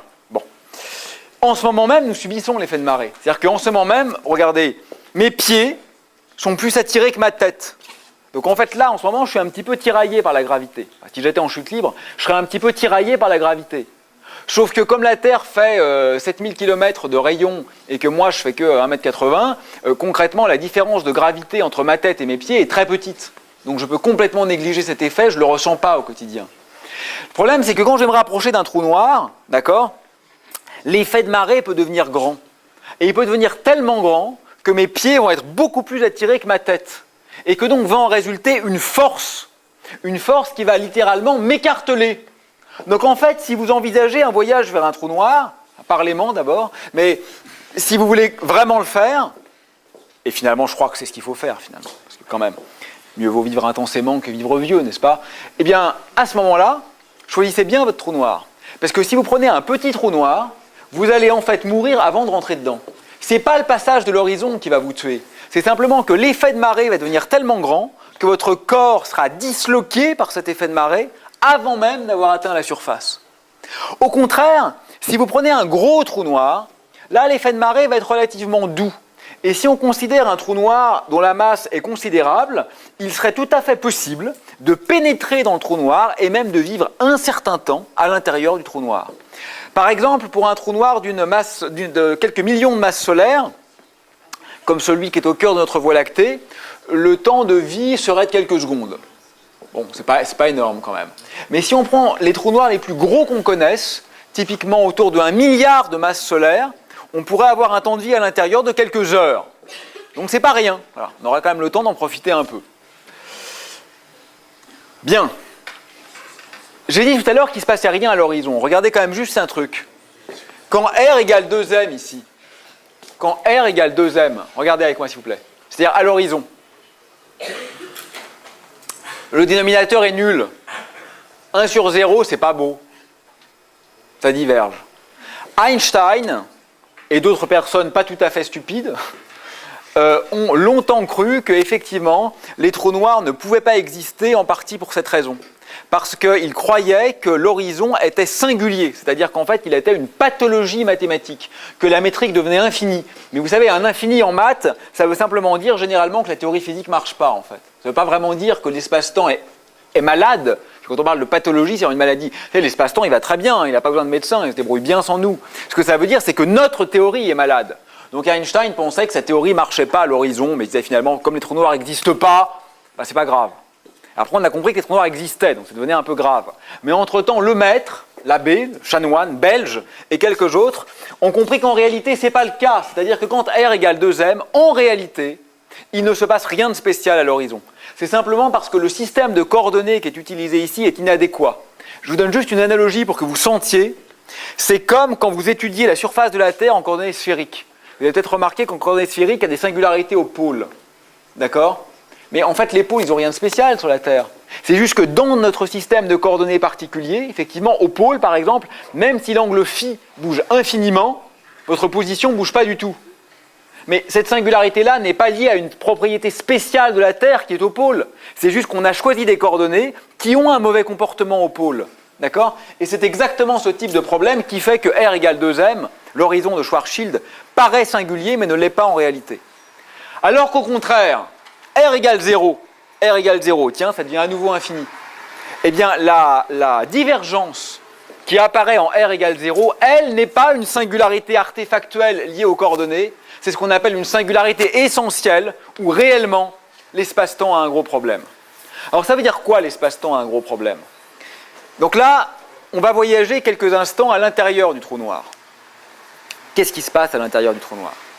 Je dois faire une petite digression, mais rapide. Je reviens un instant à la métrique de Minkowski, à la métrique de la relativité restreinte. Rappelez-vous, en relativité restreinte, j'avais écrit ds carré égale dt carré moins dx carré, d'accord? Puis avec y et z, pareil. Vous vous rappelez de ça? J'avais peut-être mis des delta au lieu des d, bon, peu importe. D'accord? Vous vous souvenez de ça, hein? Ce qu'on a fait en relativité restreinte. Ça, c'est le temps, ça, c'est l'espace. Quelle est la différence entre le temps et l'espace dans cette formule? Juste le signe. D'accord? Regardez. Il y a un signe plus devant le temps, il y a un signe moins devant l'espace. C'est la seule différence entre le temps et l'espace. N'est-ce pas? Bon. Maintenant, regardez ici.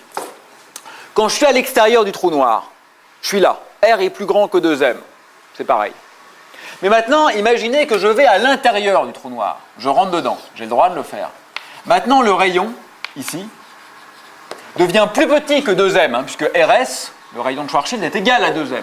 D'accord? Donc quand je rentre à l'intérieur du trou noir, le rayon est plus petit que 2m. On est d'accord? Regardez avec moi. Quand R est plus petit que 2m, qu'est-ce qui se passe? 2m sur R est plus grand que 1. Donc 1 moins 2m sur R est négatif. Et là, pareil, mais comme il y a un signe moins, ça veut dire positif. Waouh! Dans un trou noir, ça et ça changent de signe. Ça veut dire que le temps devient de l'espace et l'espace devient du temps. La seule différence entre le temps et l'espace, c'est le signe, d'accord? J'ai un signe plus devant le temps, j'ai un signe moins devant l'espace. Ou l'inverse, peu importe, mais je n'ai pas le même signe. Mais qu'est-ce que vous voyez? Quand je pénètre dans un trou noir, le temps et l'espace s'interchangent l'un dans l'autre. Et c'est en ce sens qu'on peut dire, en quelque sorte, que de la même manière que le temps s'écoule dans notre monde, c'est l'espace qui s'écoule dans un trou noir.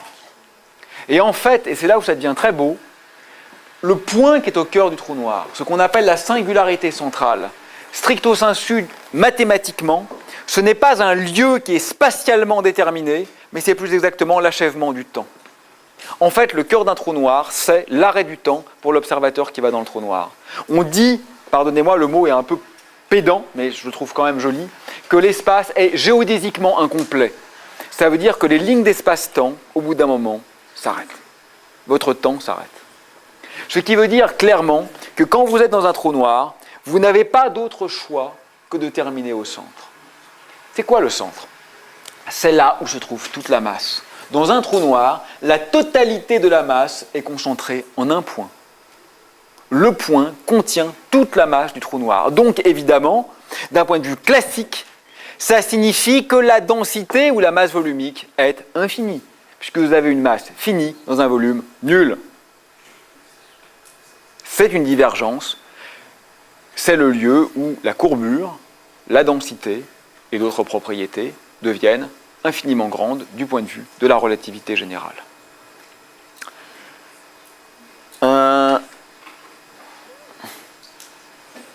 Nous sommes dans un trou noir. Nous savons donc, parce que les équations d'Einstein nous l'apprennent, que nous allons mourir, puisque nos trajectoires vont nous mener vers la singularité centrale. Mais enfin, quand même, on a envie de prolonger encore un peu l'histoire, n'est-ce pas? Donc, qu'est-ce qu'on va faire? Imaginons que la singularité est par là. Je suis en train de tomber vers la singularité. Je vais quand même allumer mon moteur de fusée, je vais diriger la flamme par là, donc je vais avoir une poussée par ici, pour retarder un peu la chute. C'est de bonne guerre. No way. Quoi que vous fassiez, vous ne pouvez qu'accélérer la chute. Donc surtout, quand vous visiterez un trou noir, ne faites rien. Même si vous dirigez votre poussée vers l'extérieur, ça ne fera que vous faire aller plus vite vers l'intérieur. La nature extrémise le temps propre. Quelle que soit la poussée que vous vous imposez, vous ne pourrez que tomber plus vite sur la singularité centrale. Ne l'oubliez pas. Deuxième chose intéressante, imaginez que vous êtes... Alors je vais refaire un dessin plus gros, parce que là mon dessin était vraiment trop petit. Donc vous êtes dans le trou noir, et vous êtes là, et vous émettez deux photons, deux flashs de lumière. Un photon par ici, et un photon par là. Bon, évidemment, le photon qui est émis par là, il va finir sur la singularité, pas de doute. Qu'arrive-t-il au photon qui est émis vers l'extérieur? Eh bien, en fait, il va aussi vers l'intérieur. Les deux photons vont dans le même sens. Vous émettez un photon vers l'horizon, mais en fait, le photon va vers la singularité. De façon un peu imagée, on pourrait dire que vous êtes sur un tapis roulant et que le tapis roulant va plus vite que la lumière. Alors, c'est toujours la même question. Mais pourtant, on a appris qu'on ne pouvait pas aller plus vite que la lumière. Oui, mais maintenant, on est grand. Donc, on sait donner un sens à cette phrase. Ça veut dire que localement, Si on mesure une vitesse, certes, on ne mesurera jamais une vitesse plus grande que la lumière. Localement, on verra toujours la lumière se déplacer à la même vitesse qui est c, ça c'est vrai. Mais en coordonnées globales, les coordonnées de Schwarzschild qui sont écrites là dans la métrique, oui, bien sûr, je peux avoir une vitesse plus grande que la lumière. Ça, c'est pas impossible. Et oui, bien sûr, la lumière peut être suffisamment entraînée par l'espace-temps pour être, elle aussi, obligée de se diriger vers la singularité. Alors, je disais tout à l'heure que les trous noirs étaient très denses. Il faut faire attention à cette assertion. Hein. C'est-à-dire que la Terre, pour être un trou noir, devrait faire quelques millimètres. Ça serait extrêmement dense. Le Soleil, qui fait à peu près 1 million de kilomètres, devrait être concentré en 1 kilomètre. Ça serait encore très dense. Mais plus le trou noir est gros, moins il est dense. Par exemple, le trou noir de 4 millions de masses solaires au cœur de la galaxie a une densité globale qui n'est pas plus grande que celle de l'eau. Et un trou noir d'1 milliard de masses solaires a une densité globale qui n'est pas plus grande que celle de l'air.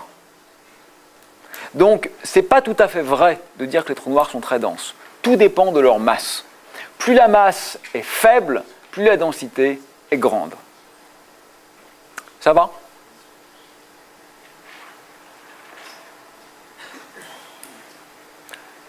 Bon, j'avais envie de vous parler de la thermodynamique des trous noirs, mais peut-être ça serait bien que là on prenne quelques questions. Comme j'ai tout à l'heure, je regrette de... Enfin, je regrette pas vraiment, mais je me sens mal et coupable de ne pas vous avoir donné la parole. Peut-être là, je prends quelques questions, puis s'il reste du temps à la fin, on ira plus avant dans l'évaporation de Hawking, par exemple, dont je ne vous ai pas parlé, les phénomènes de coalescence, les phénomènes de... Ah oui, je ne vous ai pas du tout parlé non plus des trous noirs en rotation. Attends, juste quand même, pardon. Avant de vous donner la parole, je voudrais quand même dire un mot des trous noirs en rotation. Là, je vous ai parlé de ce qu'on appelle les trous noirs de Schwarzschild, qui en fait n'existent pas. Parce que c'est des trous noirs qui ne tournent pas. Mais dans la nature, tout tourne. Pourquoi tout tourne ? Ben pourquoi pas ? Parce que ne pas tourner, c'est un cas hyper particulier. Donc avoir une vitesse de rotation nulle a une probabilité nulle. D'accord ? Donc le cas général pour un objet astral, c'est évidemment de tourner. Et dès qu'on tourne, ça change de solution. Ce n'est plus la métrique de Schwarzschild, c'est la métrique de Kerr. Et pour la métrique de Kerr, c'est absolument fascinant. Il se passe des choses encore beaucoup plus intéressantes. Par exemple, il y a un effet d'entraînement de l'espace-temps qui fait que quand vous êtes même à l'extérieur du trou noir, même à l'extérieur, vous ne pouvez pas être statique. Et vous allez être forcément entraîné avec le trou noir. On appelle cette zone-là l'ergosphère. Ce qui se passe d'encore plus intéressant, c'est que la singularité centrale n'est plus un point, elle acquiert une structure annulaire, ce qui veut dire qu'elle est éventuellement traversable. C'est ce qu'on appelle les fameux trous de verre, même si on a toutes les raisons de croire qu'en pratique, ils ne le sont pas. Et puis il y a un phénomène très intéressant qu'on appelle le mécanisme de Penrose, qui est que pour un trou noir en rotation, il est possible d'extraire son énergie. Ce qui n'est pas le cas pour un trou noir de Schwarzschild. Les trous noirs de Schwarzschild sont morts. Ils sont là, ils ne peuvent que grossir, vous ne pouvez rien en tirer. Les trous noirs de Kerr, vous pouvez, alors il faut être très malin, il faut envoyer 2 particules qui ont des bonnes caractéristiques, enfin c'est très compliqué, pratiquement bien sûr, mais théoriquement, vous pouvez extraire leur énergie de rotation. Alors ça serait vraiment la source écologique parfaite et quasi infinie d'énergie. Il y aurait moyen d'extraire une quantité colossale d'énergie d'un seul trou noir de Kerr. Bon, hélas... Enfin, si vous en avez un à portée de main, dites-le moi, mais je crois que nous n'en avons pas juste à côté. Voilà. Mais la physique devient encore beaucoup plus belle et beaucoup plus riche, retenez juste ça, quand le trou noir est en rotation. Donc il y avait une question, voilà. Oui, t'as pas bien compris le coup du je pousse d'un côté, je vais de l'autre côté. Bah, en même temps, si tu avais compris, je t'aurais trouvé très présomptueux, parce que je crois qu'on ne peut pas le comprendre de façon très simple. Là, je vous ai dit, aujourd'hui, beaucoup de choses sans démonstration. Il faut me croire un peu, c'est-à-dire que c'est pas très dur à démontrer, hein. C'est faisable avec des mathématiques élémentaires, mais bon, là je m'en suis contenté des mots, quoi. Donc il faudrait quand même écrire les équations. En fait, si tu veux, peut-être ma meilleure réponse, c'est que c'est peut-être un des principes les plus fondamentaux de la physique, c'est que la trajectoire suivie par les particules maximise le temps propre. C'est-à-dire que le temps ressenti par celui qui suit la trajectoire est le plus grand possible, évidemment, en l'absence de force extérieure. Et en fait, comme ici on s'intéresse à des géodésiques, c'est-à-dire vraiment des trajectoires suivies par les particules libres, en fait il est assez naturel que la trajectoire, en l'absence de force, soit celui qui extrémise son temps propre. Il faut l'écrire. Je suis désolé, j'ai pas de réponse miracle. Oui. Ah oui, oui, très bonne question ça. À combien j'estime le nombre de trous noirs dans la galaxie? Alors en fait, des trous noirs, on en a à ce jour identifié à peu près 12. C'est-à-dire qu'on pense avoir trouvé explicitement, tiens, il est là, une douzaine de trous noirs. Comment? Dans la Voie lactée. C'est peu. Pourquoi c'est peu? C'est peu uniquement parce que, un, les trous noirs sont noirs, donc c'est pas facile de les voir, et deux, ils sont très petits. Le trou noir le plus gros en termes de taille angulaire, donc Sagittarius A star, a la même taille angulaire qu'une souris sur la Lune, vue depuis la Terre. Et je vous assure qu'aucun télescope au monde ne peut voir une souris sur la Lune. Donc en fait, le problème, c'est essentiellement ça, c'est que c'est des astres qui sont évidemment peu lumineux et extrêmement petits. Donc en fait, pour les voir, il faut trouver des méthodes indirectes. Donc c'est extrêmement difficile. Donc on en a identifié une douzaine. On pense qu'il y en a, on va dire, une bonne estimation, ça serait 100 millions dans la Voie lactée. Ça serait l'ordre de grandeur. Donc les trous noirs ne sont pas des objets rares. La bonne nouvelle, c'est que dans peu de temps, ça devrait être dans la décennie qui vient, là, c'est pas un truc dans 50 ans, hein, dans quelques années, on devrait peut-être obtenir une image réelle, visible, d'un trou noir. Alors comment on va faire ça? Dans le domaine des ondes radio, tu sais, il y a ce qu'on appelle le phénomène de diffraction en optique, qui fait que la résolution qu'on a sur une image est inversement proportionnelle à la taille du récepteur. C'est pour ça que sur un appareil photo, quand tu fermes le diaphragme, tu as une résolution qui est un tout petit peu moins bonne, parce que la lumière commence à diffracter. Donc, il y a cette limite indépassable, d'accord, qui est que tu ne peux pas avoir une résolution infiniment grande quand tu as un détecteur qui a une taille finie. Et si tu calcules la taille que devrait avoir un télescope pour voir le trou noir qui est au centre de la Voie lactée, tu trouves que la taille du télescope, ça devrait être la taille de la Terre. Alors, évidemment, c'est infaisable. Donc, on pourrait se dire, donc on arrête. Mais en fait, non, parce qu'il y a une méthode magnifique qu'on utilise aujourd'hui en astronomie qu'on appelle l'interférométrie. Donc l'interférométrie, ça veut dire que en fait, tu prends plusieurs petits télescopes et tu combines la lumière de ces petits télescopes pour simuler un grand télescope qui en fait aurait la même taille que la ligne de base totale entre les petits télescopes. Et donc en utilisant comme ça un réseau avec plein de radiotélescopes répartis à la surface de la Terre, on va simuler un télescope géant qui aurait la taille de la Terre, et avec ça, on devrait, dans quelques années, avoir une image réelle, au sens basique du terme, de notre trou noir préféré. Et ça représente à peu près combien de pourcentage par rapport aux étoiles de la Terre? Environ 1/1000 des étoiles. En fait, c'est même comme ça qu'on estime le nombre des trous noirs. Donc la question était quel est le pourcentage des étoiles sous forme de trous noirs? Parce qu'en fait, ça correspond. En fait, c'est comme ça qu'on estime combien il y en a. Ça correspond au pourcentage d'étoiles qui ont une masse suffisante pour évoluer en trous noirs. Et comme en plus les trous noirs, les étoiles qui vont évoluer en trous noirs sont des étoiles très massives et que les étoiles très massives ont une durée de vie faible, vraisemblablement l'implosion a déjà eu lieu. Bon, on peut encore en créer des nouvelles, bien sûr. Mais c'est des étoiles à durée de vie très petite, celles qui deviennent des trous noirs. Je crois que dans l'ordre, c'est par là, puis après j'arrive. Si quelqu'un tombe dans un trou noir et qu'on lui envoie une corde, est-ce qu'on tient suffisamment fort qu'on peut le ramener? Donc la question est, si quelqu'un tombe dans un trou noir, est-ce qu'on peut le ramener en lui envoyant une corde? Évidemment, non. C'est totalement impossible. Aucune force, même infinie, ne peut ramener un objet qui est à l'intérieur d'un trou noir. Parce que finalement, ce qu'il faut bien comprendre, c'est que les trous noirs, il ne faut pas les penser chez Newton. Parce que chez Newton, tu pourrais encore raisonner en termes de force et dire j'envoie une force qui est plus grande, et donc je gagne. Mais non, non, parce qu'en fait, ce n'est pas du tout une question de force, c'est une question d'espace. Personne n'est plus fort que l'espace. C'est l'espace qui se casse la gueule. Voilà. Donc ça, c'est une prédiction qui est absolument claire de la relativité, c'est qu'il est strictement impossible de franchir l'horizon dans l'autre sens. On en met un dans chaque trou noir qui tienne une corde. Non, mais de toute façon, deux trous noirs, c'est un système très instable. Si l'horizon s'intersecte, en moins d'une milliseconde, les singularités auront fusionné. C'est ce qu'on a vu avec le détecteur Virgo. Ouais. Lors de l'évaporation d'un trou noir, l'énergie qui est rayonnée, elle doit être mise au centre du trou noir et donc sortir de l'horizon. D'accord, donc la question que là on me pose est sur l'évaporation des trous noirs. Donc comme j'en ai pas encore parlé, tu me permets d'abord de prendre 2 minutes pour expliquer ce que c'est pour ceux qui ne connaissent pas. Donc je viens de passer 1 heure à vous dire que rien ne pouvait sortir d'un trou noir, et puis maintenant je vais vous dire le contraire. Ça c'est la science. Alors pourquoi je vais faire ça? Du point de vue de la physique classique au sens non quantique, c'est vraiment béton, d'accord? Le fait qu'on ne peut pas sortir d'un trou noir, quelque part, c'est même la définition d'un trou noir. Donc, si on a un trou noir, c'est qu'on ne peut pas en sortir. Sinon, on n'aurait pas de trou noir, c'est la définition. Et c'est ce que nous dit la relativité générale, et c'est ce que dit aussi la physique newtonienne. Donc, tout le monde est d'accord. Il n'y a pas de doute, on ne peut pas sortir d'un trou noir. C'est certain. Sauf que, vous savez qu'il y a une autre physique qui a été inventée au début du XXe siècle, et qui marche redoutablement bien, et qu'on appelle ça la mécanique quantique. Alors la mécanique quantique, j'en ai très peu parlé. Retenez simplement que c'est la science qui est adaptée pour décrire essentiellement, quoique non exclusivement, le monde à des échelles extrêmement petites.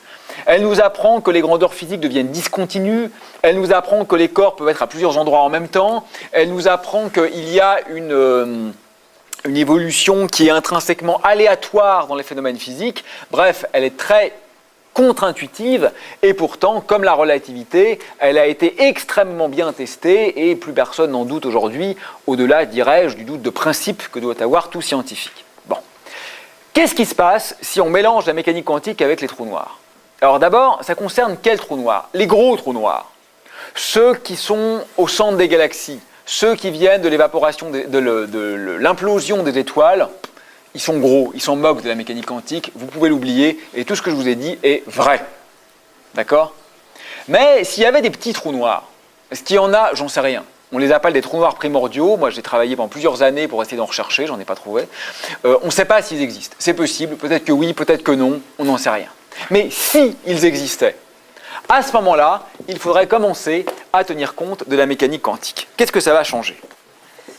En physique quantique, vous savez, le vide n'est pas vraiment vide.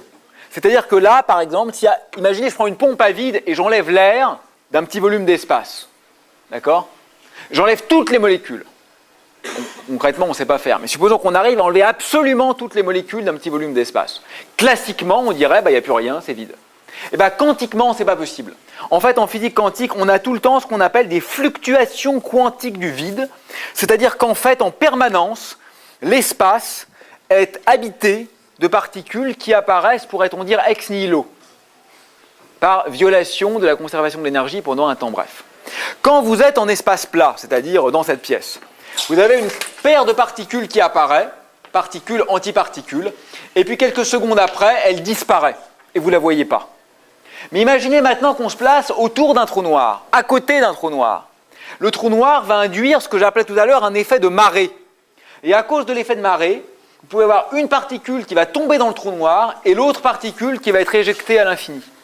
Et l'observateur qui est là et qui regarde le trou noir voit en réalité des particules qui semblent provenir du trou noir.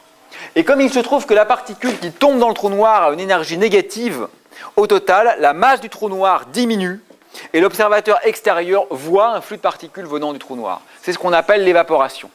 Alors, l'énergie est complètement conservée de façon macroscopique dans ce phénomène, il n'y a aucun doute là-dessus, mais ce qui pose problème, ce n'est pas l'énergie, c'est l'information. Ce qui pose problème, c'est que dans le phénomène d'évaporation des trous noirs, dans le calcul de Hawking, et que beaucoup d'autres ont refait évidemment, le flux de particules émis par le trou noir est totalement décorrélé du flux de particules qui a créé le trou noir. Et ça veut dire que l'information physique est perdue. Et c'est un peu embêtant parce que la conservation de l'information, c'est un des théorèmes fondamentaux de la mécanique quantique. Et donc ça fait 40 ans que les scientifiques de tous bords essayent de comprendre où passe l'information perdue des trous noirs. Et à ce jour, nous n'avons absolument aucune réponse satisfaisante. Il y avait une question par là, non ? Ah oui, c'était là, pardon. Parce que justement, quand vous avez parlé de la métrique des trous noirs, vous avez dit qu'ils étaient invariants en fonction du temps. Ça veut dire qu'ils sont éternels. Sauf qu'on venait d'en parler, même justement, ils s'évaporaient. Donc il n'y a pas de contradiction. Voilà, c'est une très belle question. Donc il m'a fait remarquer qu'il y avait une contradiction parce que j'ai supposé que la métrique était statique, alors que quand un trou noir s'évapore, il n'est pas statique. Et d'ailleurs, c'est même vrai s'il ne s'évapore pas, mais si quelque chose tombe dedans. Si quelque chose tombe dedans, il n'est pas statique non plus. Donc tu as parfaitement raison. Oui, tu as parfaitement raison. Donc c'est une approximation. Et c'est pour ça qu'évidemment, quand on s'intéresse au stellar collapse, donc à l'implosion d'une étoile, c'est pas du tout la métrique de Schwarzschild qui décrit ça, ou en tous les cas, c'est pas la métrique de Schwarzschild partout. D'accord ? Et en fait, ces effets qu'on appelle parfois des effets de back-réaction, c'est-à-dire qu'en fait les particules émises elles-mêmes vont rétroagir sur la structure métrique, sont très pénibles à prendre en compte, mais sont effectivement pris en compte dans beaucoup de cas. Donc tu as raison, c'était une approximation et c'est bien de le souligner. D'autres questions ? Oui. Tout à l'heure, vous avez dit que si la vérité existait, on n'avait aucun moyen de savoir si elle existait ou pas. On redit, j'ai pas entendu. Que si la vérité existait, Ah. on n'avait aucun moyen de savoir si c'était si la vérité existait. Ouais. Mais quand vous faites une mesure et que vous attendez à trouver un chiffre en particulier que vous voulez trouver, vous n'avez pas envie d'y croire un peu que la vérité existe ? Alors, c'est une question, je la reprends pour l'enregistrement, c'est une question sur la vérité où tu me dis que j'ai dit tout à l'heure qu'on n'avait pas de moyen de savoir si la vérité existait, mais que quand on fait une mesure et qu'elle correspond avec beaucoup de chiffres significatifs à notre prédiction, on a envie d'y croire. C'est à peu près ça. Hein. Oui, mais bien sûr. Je vais être un tout petit peu plus précis que tout à l'heure. Je crois que la vérité s'impose à nous dès lors qu'on a choisi un rapport au monde. C'est-à-dire que si on se met d'accord, par exemple, que la constante de Hubble, cet objet-là, est une grandeur signifiante. Évidemment, si toi et moi, on prend chacun un télescope, une équipe d'astronomes et d'ingénieurs, et qu'on mesure la constante de Hubble, c'est pas une construction sociale. C'est quelque chose qui a une valeur, qui a une seule bonne valeur. Et cette bonne valeur-là, c'est pas notre vue de l'esprit, c'est quelque chose sur lequel on peut être d'accord. Mais ce que je dis, c'est qu'avoir considéré que la constante de Hubble est une variable pertinente, ça c'est une coupe dans le réel. Pour l'immense majorité des vivants qui ont habité cette planète, et j'en suis sûr qu'ils l'habiteront dans le futur, la constante de Hubble n'a absolument aucune sorte de signification. Quand tu vas sortir de l'amphi, les gens que tu vas rencontrer dans la rue tout à l'heure, qui sont certainement pas de sombres crétins, enfin, pas tous en tout cas, n'ont certainement aucune idée de ce qu'est la constante de Hubble et vivent dans un monde qui est aussi riche que le tien. Les chimpanzés qui partagent 98,5% de notre patrimoine génétique se moquent complètement de la constante de Hubble. Donc ce que je veux dire, c'est que là, toi et moi, on est tous les deux au moins intéressés par la science et on a envie d'accorder du crédit à ça. Mais ça serait, je ne sais pas ce que tu dis toi, hein, mais je dis ça serait d'une arrogance, je trouve, incroyable de penser que les milliards d'hommes qui ont vécu avant nous, et certainement ceux qui vivent après nous et tous les autres vivants, n'ont simplement rien compris du monde parce qu'eux n'ont pas un rapport au monde qui est de cette nature-là. Ce que je veux dire, c'est que pour certaines personnes, d'ailleurs beaucoup plus nombreuses que les scientifiques, ce qui ne veut pas dire qu'elles ont raison, hein, mais qui ont un rapport au monde beaucoup plus religieux, par exemple, ils sont exactement dans ce rapport à la vérité. Je veux dire, quelqu'un qui est croyant, et je rappelle quand même que c'est les 4/5 de la population terrestre, tu lui demandes si, pour lui, la vérité de Dieu est une vérité absolument évidente. Moi, je suis athée, donc c'est une vérité qui, personnellement, ne m'atteint pas du tout. Donc, et pourtant, je t'assure que pour lui, elle est aussi évidente que l'adéquation entre la prédiction du Higgs et la mesure au CERN. Donc je crois qu'il y a différents rapports au monde possibles. Voilà. Et c'est en ce sens que j'essaye de plaider pour ce que j'appellerais un relativisme cohérent, parce que le mot relativisme, généralement, est détesté par les scientifiques ou les hyper-rationalistes, parce qu'ils croient que ça veut dire « tout se vaut ». Tout est bon, mais bien sûr que non, tout ne se vaut pas. C'est-à-dire que si par exemple tu me dis que la constante de Hubble vaut 20 km par seconde par mégaparsec, moi je vais dire non, c'est faux. Elle en vaut 80 ou 70, c'est comme ça et tu as tort. Bien sûr, tout ne se vaut pas. Quand on a choisi un rapport au monde, à ce moment-là, c'est pas contractuel et on peut se mettre d'accord. En revanche, savoir quel est le bon rapport au monde, c'est-à-dire que décréter qu'il n'y a qu'une seule manière d'appréhender le réel, moi je trouve ça extrêmement dangereux. Parce que tous les gens, c'est-à-dire qu'en fait presque tout le monde, hein, qui sont contre le relativisme, ils vont dire non, le relativisme c'est dangereux parce que ça veut dire chacun peut avoir un peu son rapport au monde. Ce qu'il faut c'est la vérité. Soit, mais tous les gens qui sont pour la vérité ne sont pas du tout pour la même vérité. Tu as les hyper-rationalistes qui pensent que la vérité c'est la science, tu as les religieux intégristes qui pensent que la vérité c'est la parole divine, tu as les communistes radicaux qui pensent que la vérité c'est le matérialisme dialectique, tu as les spiritualistes qui pensent que la vérité c'est la pensée transcendante, etc. Donc chacun est pour la vérité unique, mais personne n'est pour la même vérité. Donc moi je crois qu'il faut être un peu prudent avec ça. Mais ça ne veut pas dire que tout est bon, hein. Bien sûr, il y a des rapports au monde que toi et moi on va trouver tout à fait détestables et on va les combattre. Parce qu'on va les trouver idiots, voire dangereux, du point de vue politique ou éthique ou ce qu'on veut. Mais je pense qu'il faut plus le faire, je pense, vous pouvez ne pas être d'accord, au nom d'un choix, qu'au nom d'une sorte de, tu vois, d'illumination par la vérité. Bon, c'est ma proposition, mais une fois de plus, c'est comme je le dis à chaque cours, je vous encourage tout à fait à ne pas être d'accord avec moi. Hein. Oui.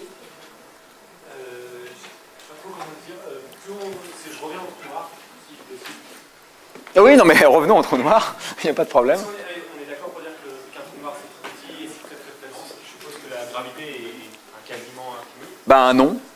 Justement, ce que je disais tout à l'heure, c'est donc la question était est-ce qu'on est d'accord pour dire qu'un trou noir c'est tout petit et très dense. C'est tout petit par rapport à une étoile peut-être, mais si tu prends un trou noir qui a 1 milliard de masses solaires, c'est pas si petit que ça, et en plus c'est pas très dense. Oui, non, pardon, je veux dire quand on s'en approche, plus le temps va se. Alors plus on s'en approche, plus la gravité est grande, ça c'est certain. Voilà. Et quand on arrive à l'horizon d'un trou noir, déjà si c'est possible qu'on y arrive, étant donné que ça va prendre un temps qui sera plus long. Alors attention. Oui, vas-y, finis. Si jamais ça arrive, est-ce que si moi je traverse l'horizon d'un trou noir, est-ce que tous les gens ou est-ce que... D'accord. Bon, c'est aussi une question très intéressante, si je la comprends bien, qui est liée en fait à la mesure du temps quand on s'approche d'un trou noir. Alors tu me dis, oui, mais comme le temps va se dilater plus ou moins, est-ce qu'en fait c'est possible qu'on atteigne un trou noir, etc. Bon, ça c'est très important comme question, ça, et c'est très intéressant. En temps propre, c'est ce que mesure ta montre, c'est ce que toi tu ressens, c'est ce que toi tu vis quand tu es dans ton vaisseau spatial. En temps propre, il n'y a aucun problème. Si toi tu as la Terre qui est là, tu as le trou noir qui est là, tu as ta fusée, puis après hop, tu sautes de ta fusée et tu descends en chute libre, oui, tu vas atteindre et rentrer dans le trou noir au bout d'un temps fini, qui se calcule, je ne vais pas dire n'importe quoi, mais si tu es à X kilomètres du trou noir, tu vas trouver qu'il te faut Y secondes pour franchir l'horizon. Y peut valoir 10 secondes, 100 secondes, 1000 secondes, enfin quelque chose de normal. Et oui, au bout d'un moment, tu seras dedans. Mais il y a une autre question, qui est les copains qui sont restés dans le vaisseau spatial. Combien de temps eux mesurent-ils? Et c'est là où ça change tout. C'est-à-dire qu'en effet, toi, tu vas, au bout de quelques secondes, pénétrer dans le trou noir. Et tu vas pénétrer dans le trou noir avec une vitesse qui sera égale à la vitesse de la lumière, mesurée localement au moment où tu franchis l'horizon. Mais la même chose mesurée depuis une distance infinie, ou au moins très grande, ce qu'on va voir, c'est qu'en fait, tu vas ralentir et tu vas t'arrêter à l'horizon. Donc toi, tu vas aller à la vitesse de la lumière, la plus grande vitesse possible, et le même phénomène, mais mesuré de loin, va donner à tes amis l'impression, qui est plus qu'une impression, qui est vraie de point de vue de leur référentiel à eux, qu'en fait tu t'arrêtes à l'horizon. Et ça, effectivement, il y a plein de manières de le voir, mais en partie, c'est lié au fait que la dilatation du temps devient infinie. Ça veut dire quoi, la dilatation du temps devient infinie? Toi, en temps propre, une fois de plus, il n'y a pas de problème, ta montre, elle bat toujours à la même vitesse, et oui, tu rentres dans le trou noir. Mais en revanche, imaginons que tu es là, tu t'approches très près, tu restes une seconde ici et tu reviens. Ça demanderait beaucoup d'énergie, mais si tu n'es pas rentré dedans, c'est possible. Donc tu frôles le trou noir, tu t'approches très près de l'horizon et tu reviens à l'extérieur. Toi, tu as pris 10 secondes par là, 1 seconde au voisinage, 10 secondes par là. Donc il s'est passé pour toi 21 secondes. Il se peut que là, il se soit passé 100 000 ans. Parce que pendant que tu es resté là 1 seconde, comme tu étais très près de l'horizon, il a pu se passer un temps arbitrairement grand dans le reste de l'univers. C'est d'ailleurs le phénomène qui est utilisé dans le film Interstellar. Et c'est vrai. Quand tu t'approches d'un champ gravitationnel intense, tu as un phénomène de dilatation du temps entre ton temps propre et le temps à l'infini. Ce qui veut dire que là, en fait, sur Terre en ce moment, il y a un petit décalage de temps entre ta tête et tes pieds. Le temps ne passe pas exactement à la même vitesse pour ta tête et pour tes pieds parce qu'ils ne sont pas dans le même champ gravitationnel. Évidemment, l'effet est minuscule sur Terre. Redis, tu es en train de... J'ai pas entendu. Ouais. Les pieds devant. Ouais. Et la moitié de mon corps est dans Ouais. l'horizon et pas l'autre. Oui. Est-ce que je ne le vois plus? Est-ce que ça se casse? Alors, c'est une question intéressante. Donc, tu es en train de tomber dedans et tu as la moitié de ton corps qui est tombé. Qu'est-ce que tu vois? Alors, si tu as les pieds... Alors, c'est intéressant. Si tu as les pieds en avant, d'accord? Évidemment, toi, tant que ta tête n'est pas rentrée dedans, tu peux effectivement plus voir tes pieds parce que la lumière émise par tes pieds ne peut pas ressortir du trou noir et aller jusqu'à ta tête. Donc, tu ne verras pas tes pieds. En revanche, si tu te plonges la tête la première, d'accord? Là, ce qui est à l'extérieur peut encore t'atteindre. Donc, tu pourras encore voir tes pieds. Donc, ça dépend si tu te plonges tête en premier ou pied en premier. Oui, il y a encore un lien physique entre les deux puisque le passage de l'horizon ne détruit rien en soi. Mais ce que ça veut dire, c'est que si tu avais une corde autour du cou, je pourrais encore récupérer ta tête, mais je ne pourrais jamais récupérer tes pieds. Bah là, tu serais assez mal, ouais. Est-ce que si je suis au niveau de l'horizon, est-ce que je vois un magnifique monde dans le futur Non, alors si tu veux, non, tu le vois pas parce qu'il y a des effets aussi de ce qu'on appelle de blue shift gravitationnel, c'est-à-dire de décalage vers le bleu pour ce qui arrive vers toi. Non, en fait, en termes visuels, voilà ce qui se passe. Quand tu es autour du trou noir, mais en orbite, donc là, imagine que tu as le trou noir. Imaginons que là, il y a un trou noir. Voilà. Là, en ce moment, ici, on va le mettre là. Il y a un trou noir ici. Toi, je vais te voir une fois en direct. C'est-à-dire que les photons partent de toi et puis viennent vers moi. En fait, ils vont être un tout petit peu défléchis comme ça, mais en gros, je vais te voir à peu près là. Comme s'il n'y avait pas de trou noir. Mais en fait, la lumière peut aussi partir par là, et puis elle va être redirigée vers moi par le trou noir. C'est-à-dire qu'il va y avoir une trajectoire où la lumière part par ici, passe derrière le trou noir et revient vers moi. Donc je vais voir une deuxième image fantôme de toi ici. Donc je vais te voir ici et je vais te voir là. Je vais voir un fantôme à cause du trou noir. Puis en fait, il va même y avoir une infinité d'images fantômes qui va correspondre à des trajectoires de la lumière qui va orbiter autour du trou noir. Donc déjà, même en étant à l'extérieur, l'aspect de la voûte céleste va être radicalement modifié par la présence du trou noir. Et il va même y avoir ce qu'on appelle la sphère de lumière, c'est-à-dire qu'à une distance assez proche du trou noir, mais à l'extérieur, la lumière peut orbiter indéfiniment, être piégée autour du trou noir. Ce qui fait qu'il va y avoir une sorte de halo comme ça, très beau, qui va entourer le trou noir. Maintenant, quand je rentre dedans, là encore, ça dépend du référentiel. Imagine par exemple, tu te dis, je suis à la surface. Pile à la surface, qu'est-ce que je vois? Ça dépend. Ça dépend si tu es dans le référentiel en chute libre ou dans le référentiel statique. À la surface, tu peux encore être statique. Dans le référentiel en chute libre, le trou noir occupe la moitié de l'espace, ce qui est normal en fait. En gros, tu es collé à la surface, par là tu le vois, par là tu le vois pas, ça ce serait le truc classique. C'est ce que tu vois toi dans le référentiel en chute libre. Dans le référentiel statique, si tu utilises tes moteurs de fusée pour pousser et pour ne pas tomber, ce que tu peux encore faire à l'extérieur, à ce moment-là, tu as l'impression que le trou noir englobe déjà la totalité de l'espace et que tu es recouvert par le trou noir. Donc même au même endroit, ce que tu vois dépend de ta vitesse. D'accord? Alors reprenons le référentiel en chute libre. Donc quand tu rentres dans le trou noir, il t'englobe à moitié. Et au fur et à mesure que tu tombes dans le trou noir, ça devient magnifique. Parce que d'un côté, tu as le trou noir qui obstrue évidemment ton champ de vision. Et de l'autre côté, par effet Doppler, du fait que tu vas très vite, le ciel devient noir aussi. Donc le ciel est noir devant, à cause du trou noir. Le ciel est noir derrière, à cause de l'effet de vitesse. Et se dessine une sorte d'anneau autour de toi qui devient infiniment lumineux à la limite où tu atteins la singularité. Donc la dernière chose que tu vois avant de mourir, c'est noir, noir et un anneau de lumière. Moi je trouve que ça vaut le coup. Hein. Ouais, mais voilà, mieux vaut vivre ça qu'une éternité sans trou noir. Non. Ouais. Non, c'est pas possible. Ça ne peut pas être la particule qui a une énergie négative qui va à l'infini, parce que c'est le champ gravitationnel qui lui donne une énergie négative.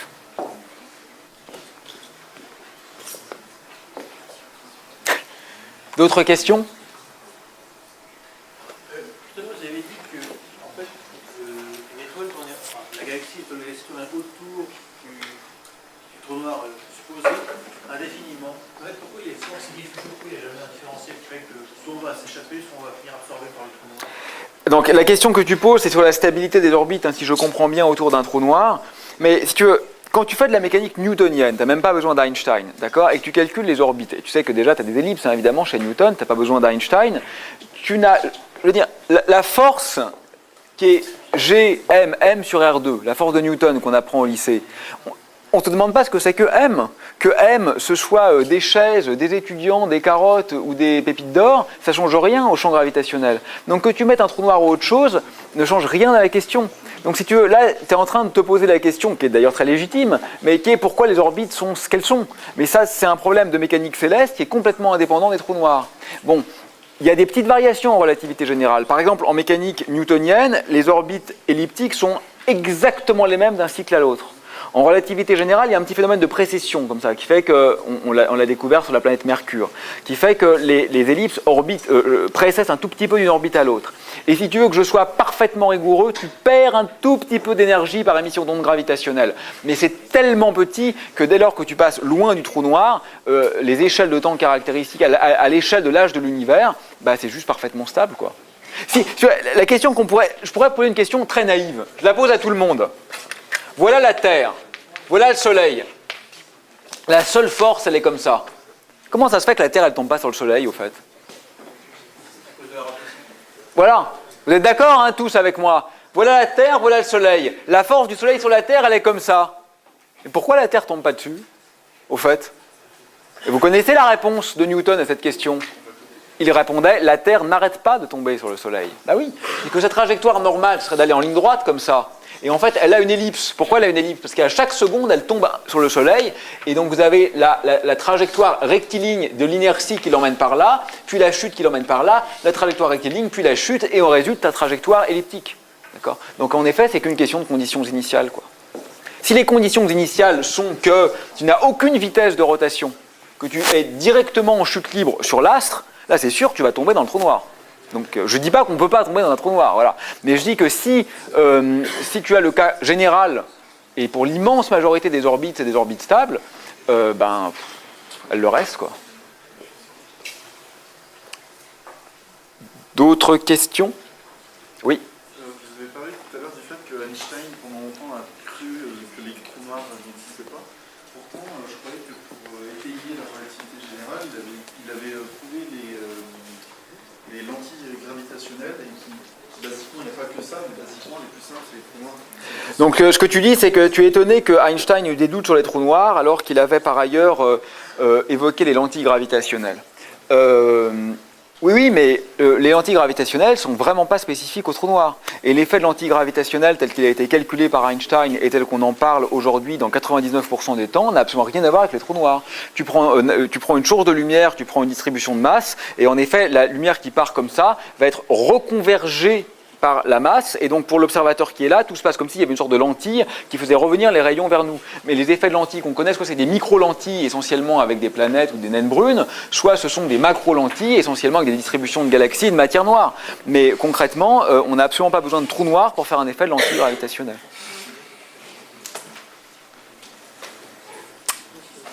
D'autres remarques ? Eh bien, je vous souhaite une bonne soirée. À la semaine prochaine.